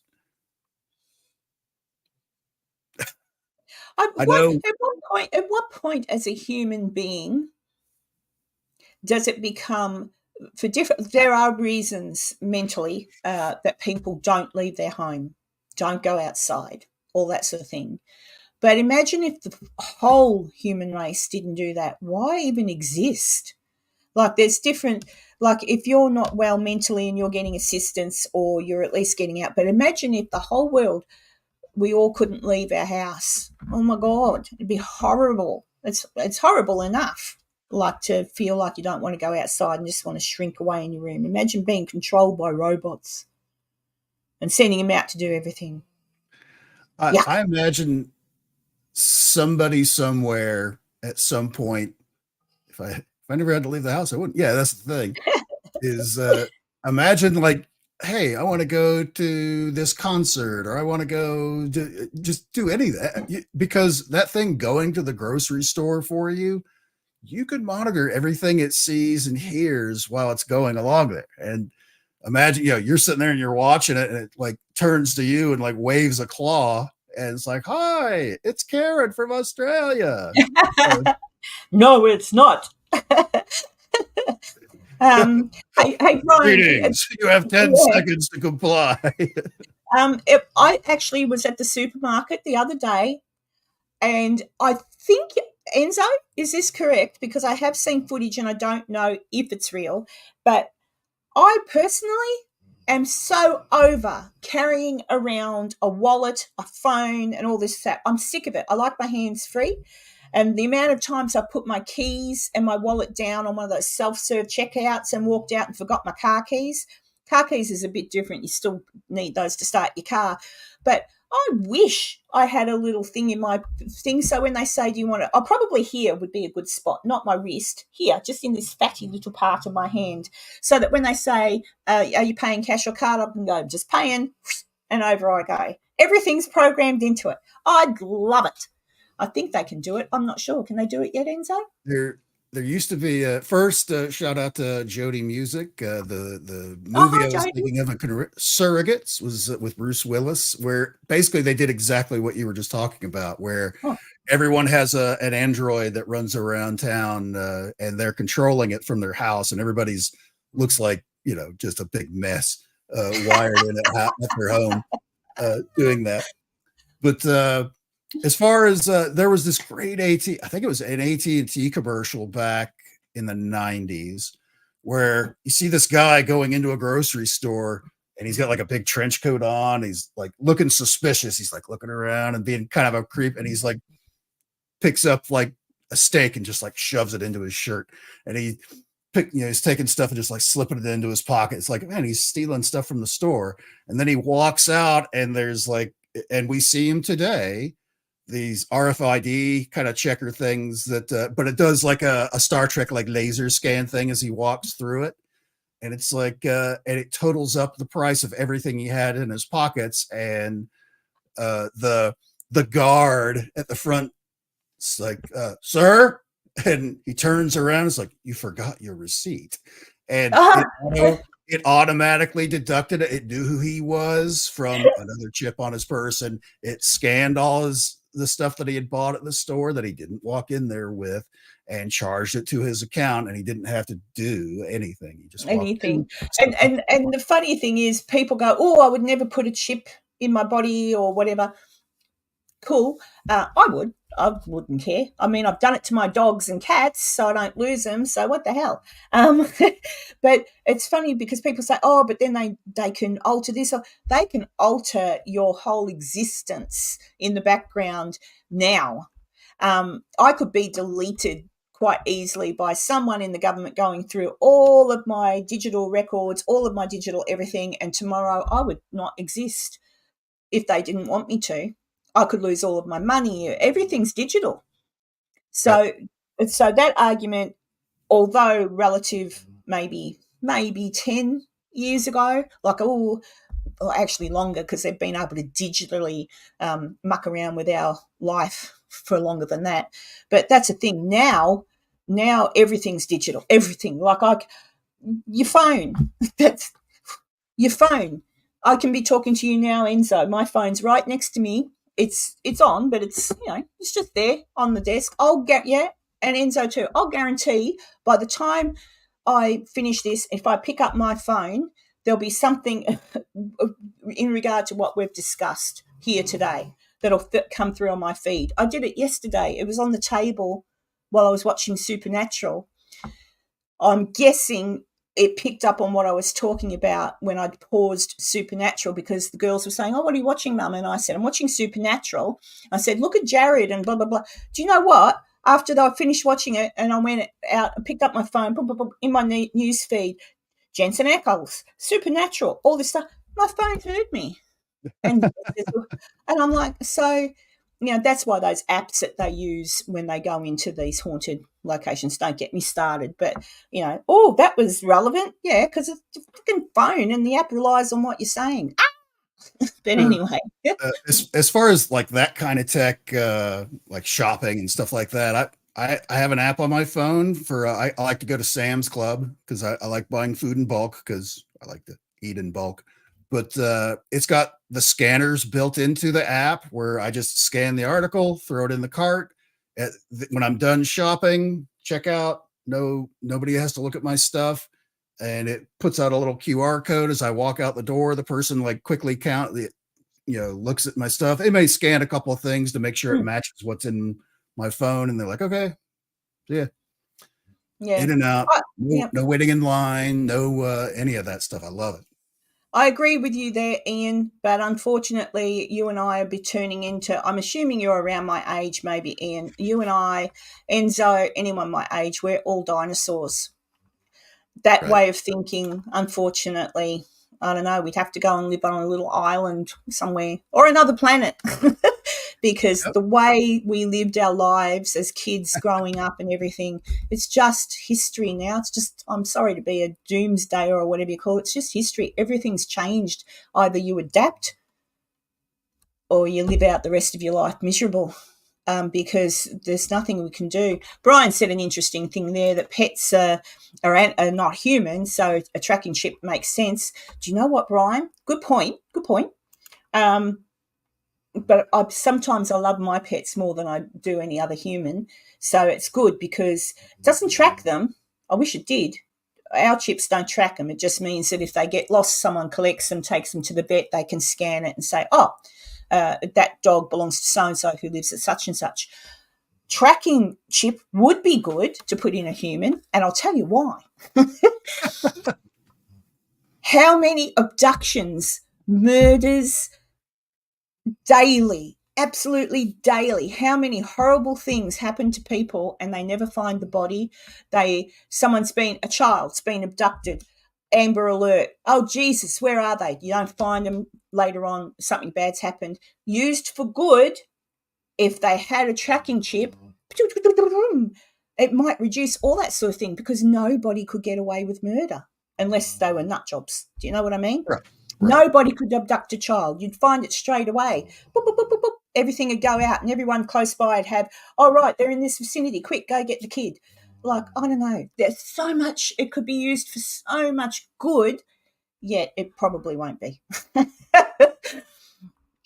What's Jody saying? Miss Jody Music. Adapt but preserve what matters, that is truly human. Yes. Like, we do have to adapt. We do. We just have to. That's my dog, not me snoring. That's my dog, if you can hear that. We do have to adapt.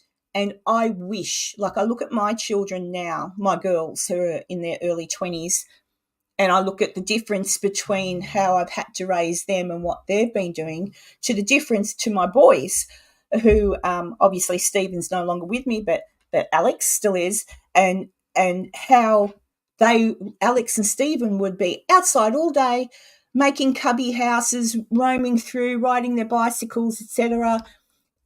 And then me, same thing, out at have breakfast, out you go, kids. Off you trot, don't come home until you hear me call you for dinner. Like, those days are wonderful, and I think back and I think how wonderful without all the technology my life was as a kid, despite, human dramas, but growing up as a kid in my era and then my grandparents' era, despite all the hardships which were part of, life, it was still a great everybody had an imagination. You went outside, you played, you were in nature, you'd get the sunshine you needed, food would be on the table when you came in, mum was always there, dad was off at work. Like, everybody knew what they were supposed to do. Now nobody really knows what they're supposed to do, what their roles are. Kids don't go out and play anymore. There's no...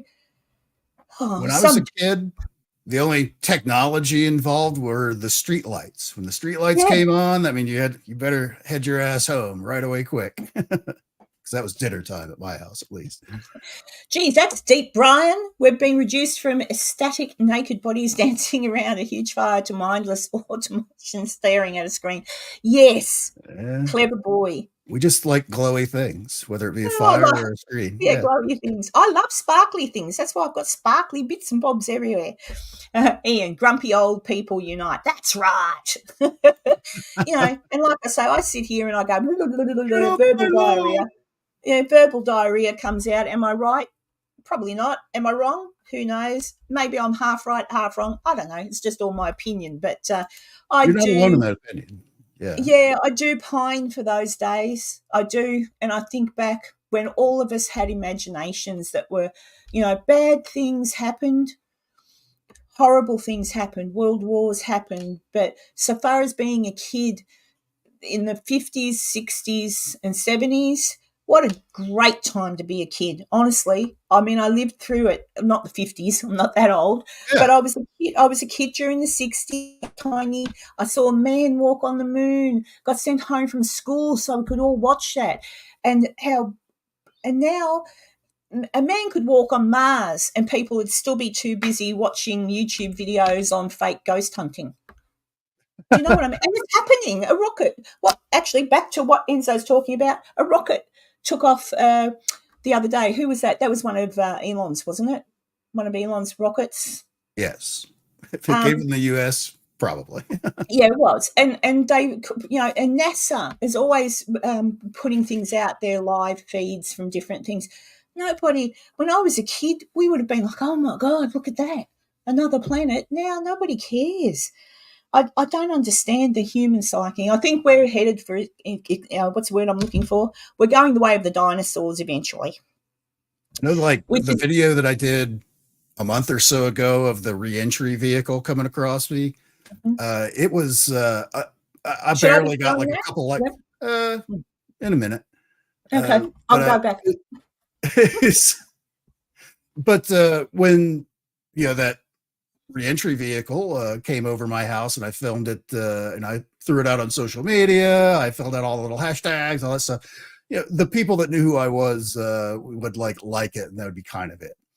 That video that I did of the eclipse from my back porch and all that got a ton of stuff. That got all kinds of likes and things like that from a lot of different people and shared out and all that stuff. People really liked the eclipse, did not give a crap about me filming a reentry vehicle speeding over my head.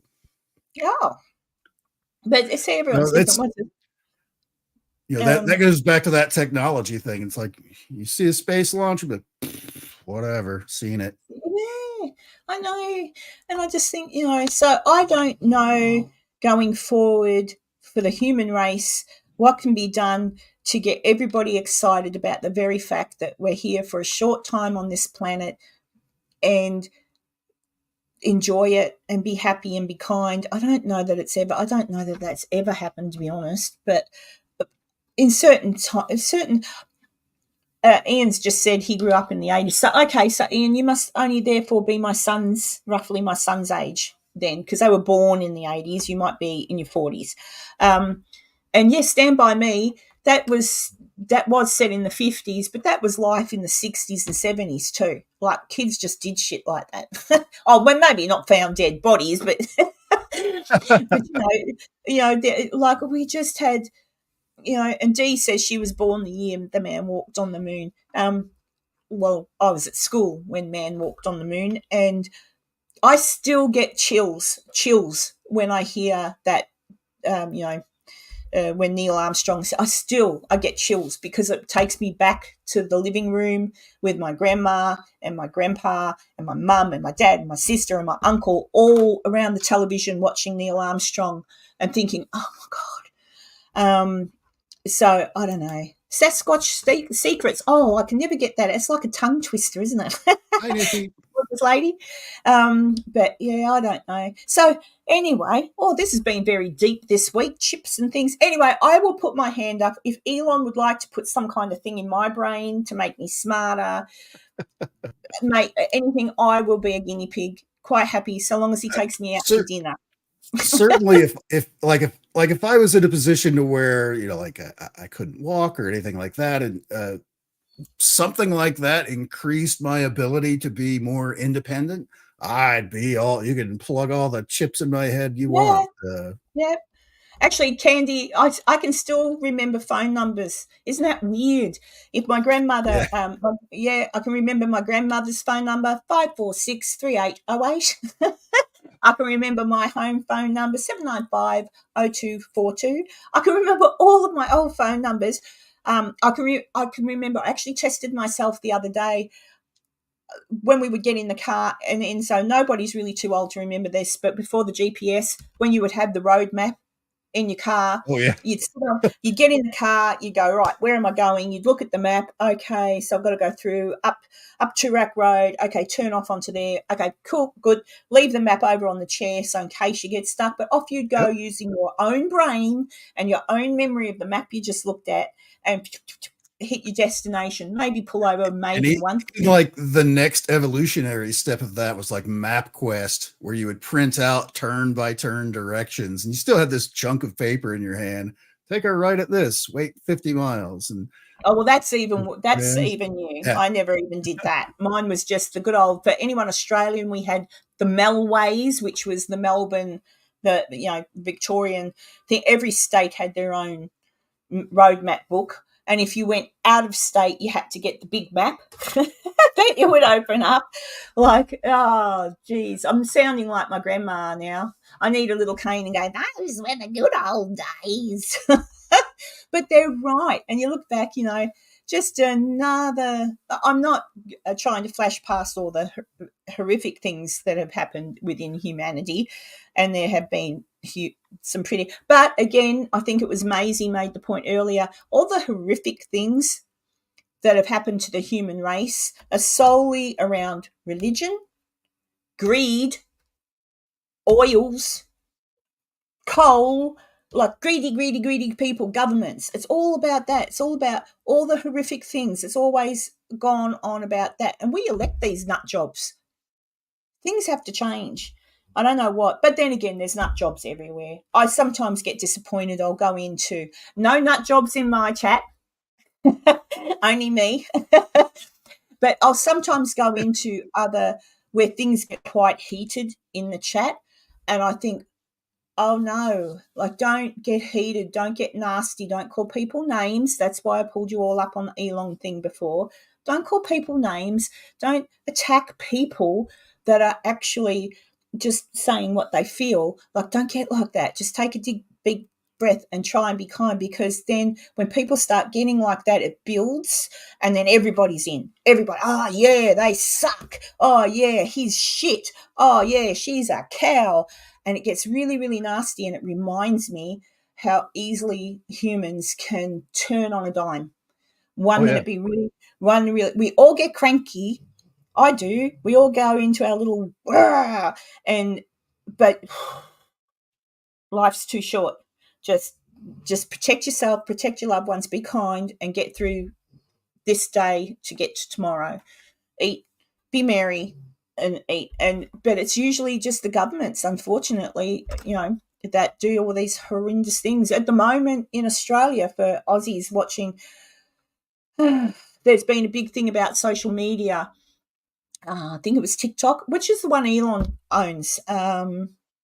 X used to be Twitter. X, yeah.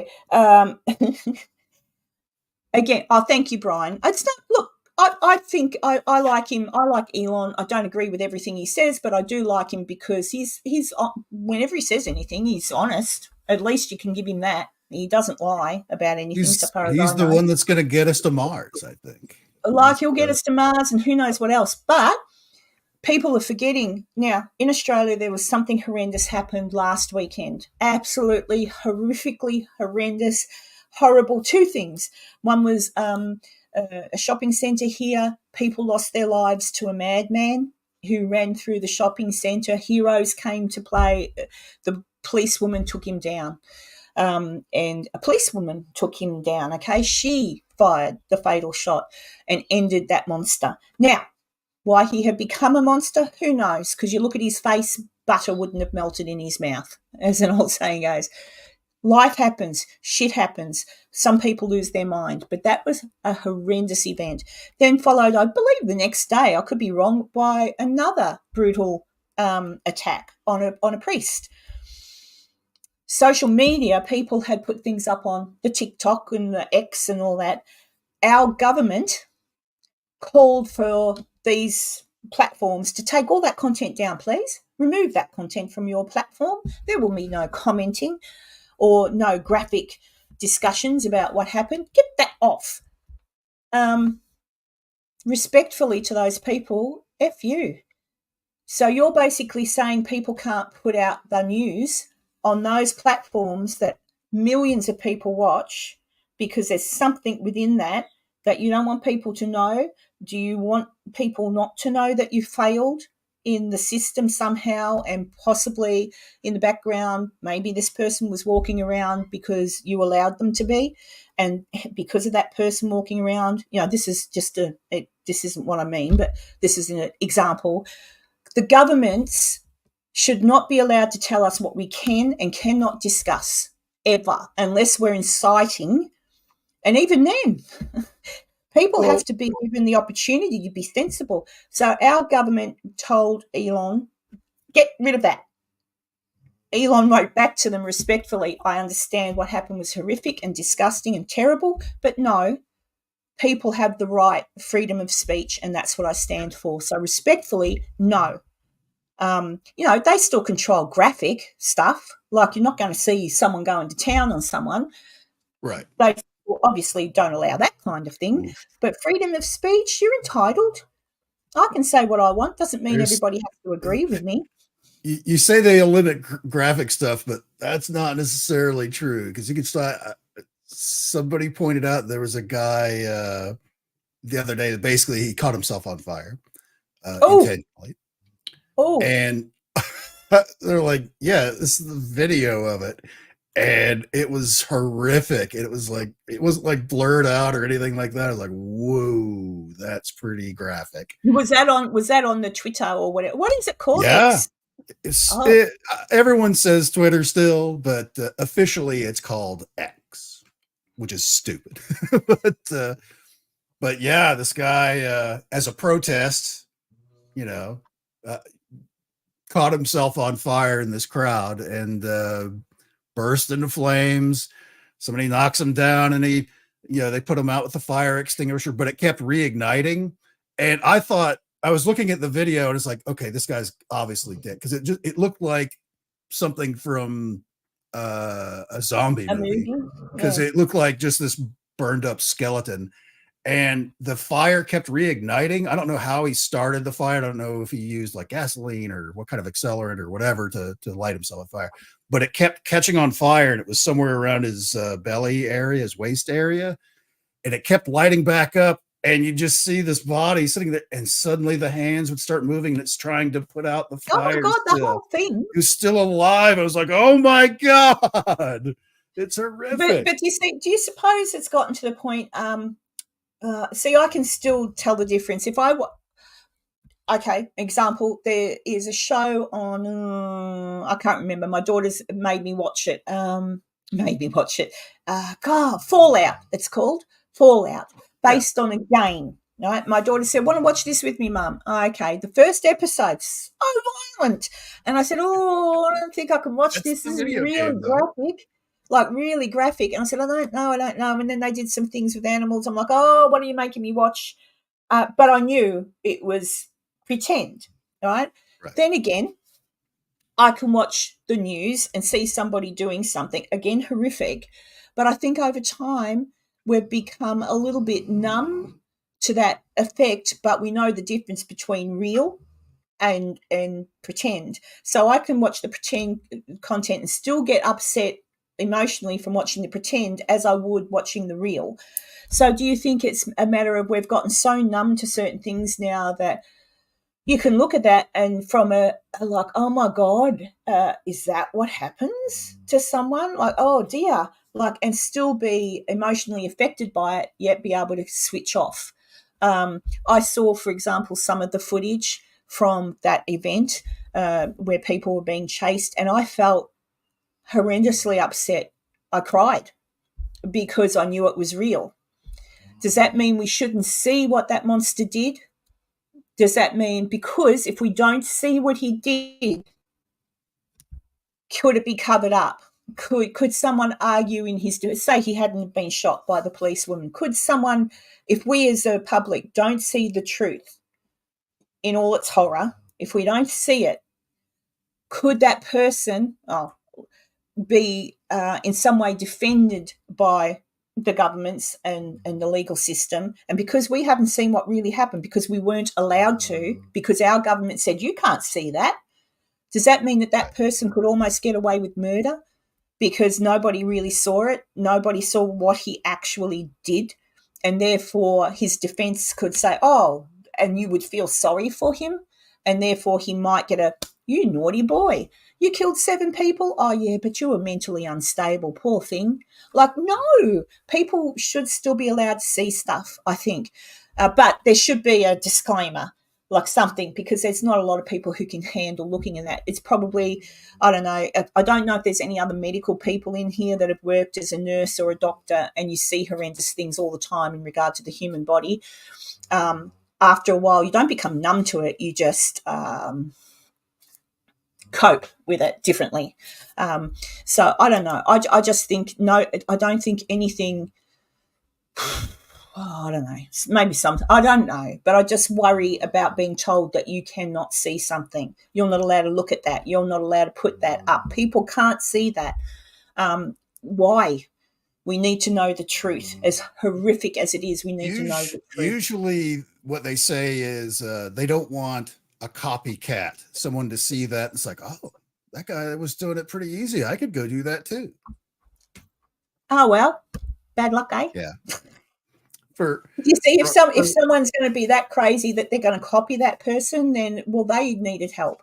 They probably, I doubt actually seeing something like that would be the thing to throw them over the edge. Oh, well, that guy did it. I can do that too. And go out there and start, hacking and slashing.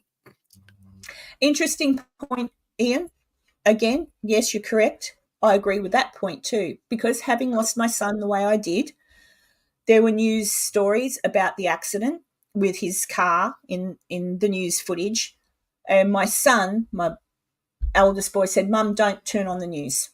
Don't turn on the news. I still, as a mum, would not want to see that news story. I still, as a mother, would want not to see that. But as a person involved, like a lot of the footage I've seen anyway was all blurred out. Do you know what I mean? Like it wasn't. Right. I wouldn't know who that was. The family of the person certainly would.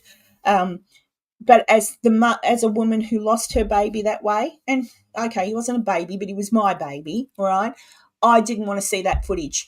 I avoided the news. That footage is still out there. I don't seek it, nor does anyone bring it to my attention. So although I know that footage is out there, I don't need to look at it. I don't want to look at it. I don't want to see his last moments. I don't want to see what happened to his car. I don't want to look at it to protect myself. And I think a lot of people would be the same. So I do get it, a duty of care, but the family people know that it's happened. They're aware of it. They know it's out there. They know CCT footage. So they've got to take some responsibility to also look after themselves the way I did. Just don't look at it. Just don't, because that protects yourself. Will I ever be able to look at that footage? Probably not. And henceforth, I avoid it. Could that footage could I see it by accident? Sure. And how would I cope with it? I don't know. But I'm certainly not going to blame the person who put the footage out there. Does that make sense? I hope it does. Yeah. But, yeah. Betty! Hello, Betty! But, yeah, I don't know. Life sucks sometimes. Enzo, wasn't there something else you wanted to talk about? We're nearly 10 minutes, Enzo. I got 5 minutes left of the show. I did want to just briefly talk about on the UFO side of things, since this is a paranormal show after all, that the Arrow office, the all domain, blah, blah, blah, blah, blah. If we remember a few weeks ago, they put out their historical document listing all of these different events and how every one of them they would be like, and we found no evidence of extraterrestrial involvement, no evidence of this and no evidence of that. One of the things they were getting a lot of pushback on is a lot of whistleblowers went to the All Domain Anomaly Resolution Office, AARO, AARO, and said, hey, I've seen, my job in the government's really important, and I've seen the documentation where they are doing reverse engineering on alien craft, and they're doing these, field researches and experiments out and stuff. Oh, they're doing these things right now. You need to look at it. It's called Kona Blue. And they're like, oh, okay. And they started getting like several of these reports. Some of them from some of the names we know from the news, whistleblowers, no names involved here, that referenced this code name Kona Blue as being what they saw, what they, as documentation, as proof that the government's got crashed UFOs and bodies and all this stuff, and they've got this whole system laid out. It turns out what Kona Blue was an actual thing, but what it was is a proposal for a new program once the original OSAP program was shut down. And just super brief history, the government put out money, about $22 million for the OSAP program, which was the Advanced Aerospace Weapons System Application Program. And they hired a private contractor, Bigelow Aerospace, to do this investigation of this strange area that they said had UFOs and stuff. And we needed to know more about this. What's going on? A close scientific study. That was Skinwalker Ranch. That was the original Skinwalker Ranch thing from 2009 to 2012. As the years went on, they were getting a lot more ghost encrypted stuff than UFO stuff, and the Pentagon kind of had to filter that. They didn't want people in the Pentagon didn't want to know that the OSAP program is mostly giving them stories about skinwalkers and werewolves and dino beavers and smoking wolves and indestructible wolves, just a lot of, there's a lot of weird stuff that happened there, and they documented quite a bit of it, but it wasn't UFOs. That's what they wanted, was UFO stuff, because they wanted to figure out that technology so we could use it. Mm-hmm. And so, once in the Pentagon side of the OSAP office, they kind of changed the name a little bit to ATIP, which was the Advanced Aerospace, the Advanced Aerospace Threat Identification Program. That's what the Pentagon side was of the OSAP program, where they were just filtering out all of the other stuff, paranormal stuff, and just the UFO type stuff. And they weren't getting that much. They weren't getting what they were expecting. So the 2012, they're like, okay, we've invested enough money in this, and we're not getting the what we thought out of it. We're going to shut this program down. Oh, okay. So all the people that were involved with OSAP, the Bigelow Agency or Bigelow Aerospace, and a bunch of other independent researchers that Bigelow had hired to be part of the team to investigate Skinwalker Ranch, thought there was, hey, you can't just, we're on to something here. We just need more time and more, money, more of that, bottomless pit of government money is really what it is. So we have a whole new proposal that'll be different from the original OSAP. This will be OSAP 2 Electric Boogaloo. We're going to call it Kona Blue. And this week they released basically the PowerPoint presentation that they have for what. That's what we had. This one. That's what this is. It's the actual PowerPoint slide where it discusses it, because they break down all the different sections they're going to have and all of that stuff. And we'll just quickly run through this. But that's the thing, is it's important to remember, because they were trying to shoehorn this under Homeland Security somehow, under their Yeah. That's why you see that in the top right there.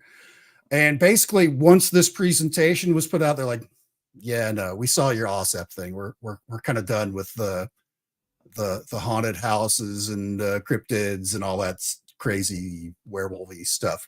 We'll figure out something else. No, thank you. So Kona Blue never was an official program. It was literally all it was is these slides with a presentation of what the new version of OSEP would be. So it's never an actual program.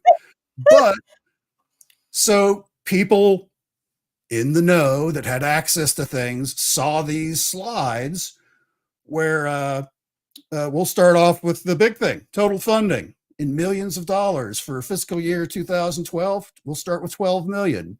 Jesus. 2013, we'll take 25 more million. Fiscal year 2014, let's start at 35 to 50, and then to be determined for years following. Now, who's getting that money? Places like the Bigelows and all that. Who's getting that money? Basically, yes, it's whatever contractor, because the way that bidding, they would have to have in the wrong business, Enzo. And that's kind of the dirty secret with all of these people that are basically spinning this story. That's what they're after, is that bottomless pit of federal government money that comes from me, the taxpayer. I'm pretty sure I've got a piece of swampland out here somewhere where I could build a house, and aliens come all the time. Hey, just say there's a UFO over it, and I'll file for I'll lowball it and say a measly $12 million a year. Holy cow! But that's right up front on page 2 of 15. I mean, I knew people made money from this crap, and I'm not saying UFOs are crap. People know I want to believe. But holy moly, the people that you think are actually genuinely looking into it, and it's all about the back pocket. It really is. And the original OSEP program that did the original thing for Skinwalker Ranch through Bigelow Aerospace, which their NIDS team, the National Institute of what was the D stand for? Something science. I forget. Anyway, science. That was 22 million. They gave them 22 million for that from 2009 to 2012. So, anyways, back to our chart here. Well, since we're out of time, we're already over, but I'll highlight a couple of things here. They had it all split up for. Let me make sure I've got it right here. Okay. They had different departments that they had set up and what they were going to be responsible for, the research they were going to do, which does include like a back engineering thing. Where the hell is it? I thought they had a chart. This project will investigate, identify, analyze sensitive information, advanced materials, and technologies to increase basic knowledge of potential emerging and/or disruptive scientific and technical data. So basically what they did is they split it up to where they would have a research team, which would look at emergent technologies from, whatever the observations they make. They would have what vulnerabilities this would be to the government and the people. They'd have a data collection and analysis center that would collate all of the information from all these different groups and be able to give a nice round package to the government, the people at the Pentagon. We can talk about this next week, Enzo. Not really. It'll be out of the news by next week. But anyway, all of this stuff is on the aaro.mil website, aaro.mil, if you want to go look at it yourself. But the gist of it was, one of the things, so I'm not routing around in here and waste everybody's time, is there's a part in there about using remote viewing to look at some of these places. They say in this product that there's about a dozen other sites similar to Skinwalker Ranch that they wanted to put teams in. Ugh, all Skinwalker of that. Ranch. Don't get me started, because we've got to finish. That's why. For me, I do think there is anomalous stuff going on at Skinwalker Oh, Ranch. for sure. Yeah. Well, maybe. I don't know. I'll is go it- visit it. I'll stay there. Because there's several places like that around the world, and one of them is that place down in Caney, southeast Kansas. I like to go because they got it all. They got it, it's almost word for word the same thing. But yeah, there's a lot of wacky stuff that they had planned out, which, like I said, included like a remote viewing program, a dedicated search and recovery type program for any downed, anomalous craft, and the whole science team involved with researching. Basically, these other whistleblowers that say, we've got a crash retrieval program. They were seeing this. This is what they were seeing. Oh, how disappointing. So is there something like that out there that already still exists? Maybe, but we don't know about it. But a lot of what Arrow was getting was people that saw that dozen slides from a PowerPoint presentation, which was it was basically their sales pitch. I see a few people popping out, so I wanted to actually, I don't know if they're still here. I just wanted to say goodbye to them. Jodie's gone, I think, but yeah, Brian, don't beat yourself up, because did you hear me speaking? I mean, I rant about all sorts. We're all entitled to get really upset about stuff, and we do.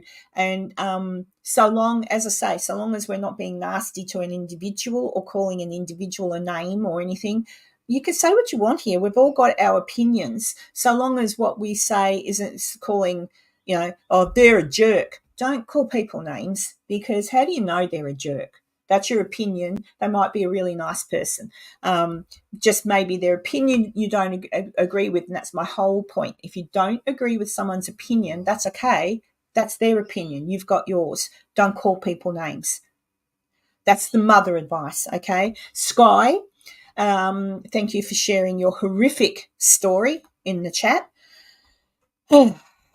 So absolutely horrific. And my whole point in this community, and I'm wrapping it up now because, I like to not go too much over 2 hours. The whole thing is, we don't know. Everyone in this chat, some of us have our actual names up and some of us don't, like Sky Talker, Dr. Deb. There's reasons for that. That's just how we make our channels or whatever. But the whole point is, in this chat, I spout my opinions. Enzo's actually very good. He just lets me spout mine, and he sits there and listens. We all have reasons that our soul, our very existence, has been harmed by either other people or just being alive. And we all have our opinions. But at the end of the day, we all just want to wake up in the morning, smile, and be happy. And sometimes that's just not possible, because stuff goes on around us in the world that we've got to either dismiss or not pay attention to, because we just can't change it. And we're all allowed to have our opinions, but we've always got to remember that the people in the chat, despite what they might say, you don't know what they're going through. Sky Talker, for example, she might come out with something silly like what we do, Sky Talker, when we talk about the Beatles or whatever, but then at the back of it, there you go. She lost her brother and a friend and survived an accident. We've got Maisie, who's in here somewhere. Don't know where you are. There she is. Maisie, who has freely admitted in the past now, but was keeping it a secret for so long that she battles a cancer. We've got people in here that on a daily basis wake up in the morning in pain. And they come on here to have a bit of a giggle, learn a few things, share a few things. So always just try to be kind, and remember that despite sometimes the silly things we might say and then think, oh, shit, I shouldn't have said that, we're just human. And so long as you don't call anyone a bad name or be horrible to someone, think what you like. But that's why I enjoy this live, because Enzo's here. He's always you know, and who knows? I mean, you know, nobody knows that Enzo was abducted by aliens last week and probed, but he covers it well. Do you know what I mean? Like, we've all got horrible things that happen to us on a daily basis. Feel free. There, see, he's gone again. He actually enjoyed it, I think. But Dr. Spock would say. But my whole point is, when you come in here and you're in the chat, I absolutely appreciate what you tell me and what you share. And I'm aware that some of you do talk to me privately, so I'm aware of what we all suffer from on a daily basis. Oh, look, he's just not coming back now. He's too happy with the aliens. He'll be back with a smile on his face.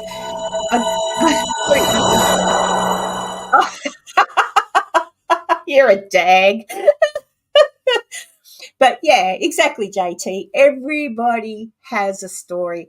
Everybody has something that has affected them on an emotional level, and everybody has a reason sometimes not to want to get up in the morning. Everybody has a reason sometimes to get up in the morning.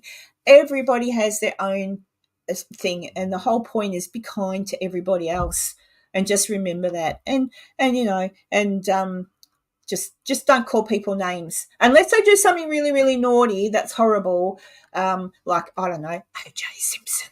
Call him all the names you want, but he's dead now, so bye-bye. What I'm saying is, sometimes we do have to call people names based on what they did. And earlier on, someone said no excuse for doing bad things to other people. You know, yeah, no. Once you take someone else's life in the way that was done the other week, you've got no sympathy from me at all. So yeah, but just be nice, be happy, and know that when we come here, although sometimes the conversation goes down a path I don't necessarily want it to, and I try to bring it back to being happy and silly, sometimes we can't avoid it all. We've got to kind of say something and then let it pass. So, you know, don't worry about it, guys. I saw in the comments, you know, Frank and Ian, and it's all good. Don't worry about it. You can, you know, Brian, just say what you want. It's all good, so long as you don't call people names. And that's the only thing I'll call you out on, because I would do the same if you were my child and said, that so-and-so is just a... Don't call names, just say the comment. And then we'll be happy. All right, is there something there you wanted to show us, Enzo? Or what's No. Okay, that's for me, is it? That's private. It was a big love heart. No, I'm joking. So my advice to you all now, depending upon the time of day, it is just after 9 a.m. here on a Sunday morning for me. So I'm going to go and do it. I can't go outside. I think from last look it was pouring down rain. So I'll be doing a few little things and working on one of my videos on some urban legends. What else was I going to say? Yeah, so just go have some fun. If it's bedtime for you, get to bed. I think it's not quite bedtime for you, Enzo. It's around about dinner time, I think. So Yep, just go. Yeah. Quarter after 6 p.m., yeah. So I'll go grab something to eat after this. Yeah, morning tea time, Sky Talker. I'm going to go and make myself some breakfast now as well and have a nice cup of tea. I've gone off coffee. I have a coffee first thing, but that's it. One coffee a day is enough for me. Ian, thank you. And look, thank you, everybody. Brian and Sky for sharing your story. And this is a safe place for everybody. That's what I intend it to be. So if I ever catch anybody in the chat calling someone a name or being horrible, I'll call you out.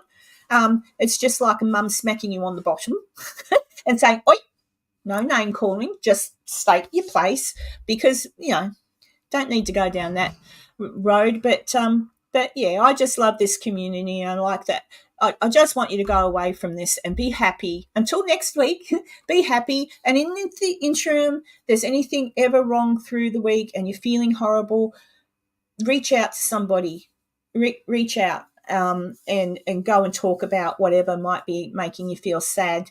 Just reach out to someone that you know will listen. And even me, you know, I can't fix it. I can't make it go away, but I can listen. And always feel free, okay? Always know that you are not alone, despite the fact you think you might be. You're not. Lots of other people suffer on a daily basis too. So come in here and have a giggle, learn something new from Enzo, our science guy, our resident science guy, who does make me laugh. Bless his cotton socks.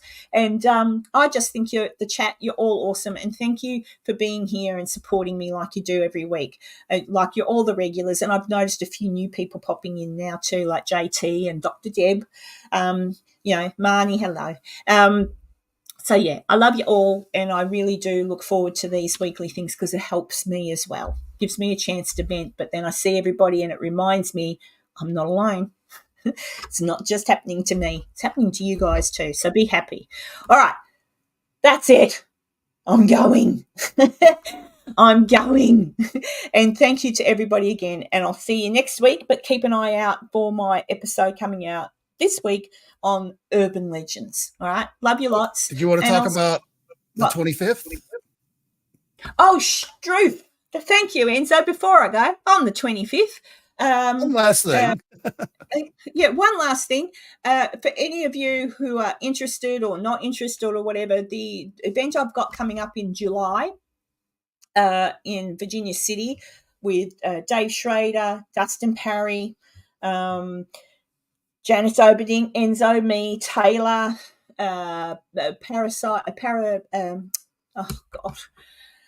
Psychics Paranormal, Joe Curtis, who's a historian.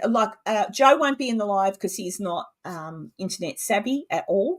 He's old school, but everybody that will be at that event has promised me they will be there, except for Dustin Parry. I'm going to kick him up the bum in a minute because he said he might be able to because he is actually at another event. But everybody, Dustin says he's going to try to get in there for 5 minutes. Everybody that's going to be at that event presenting, I'm going to have a live stream on the 25th. Can't remember what time I've booked it in for. Just go. There's a link already up. Go to that and you'll see what time for you. But questions can be asked. So if you've got questions for Dave Schrader, if you've got questions for Dustin Parry, if you've got questions for Janice, anybody, come on in and they're all going to tell you why they're looking forward to the event and what they're trying to get it relay across to you all. So, and Enzo will be there too. So you can feel free to ask Enzo how he's going to contribute on the 12th to the 14th with his eye candy. And Michael, silly little Michael, he's silly little Michael.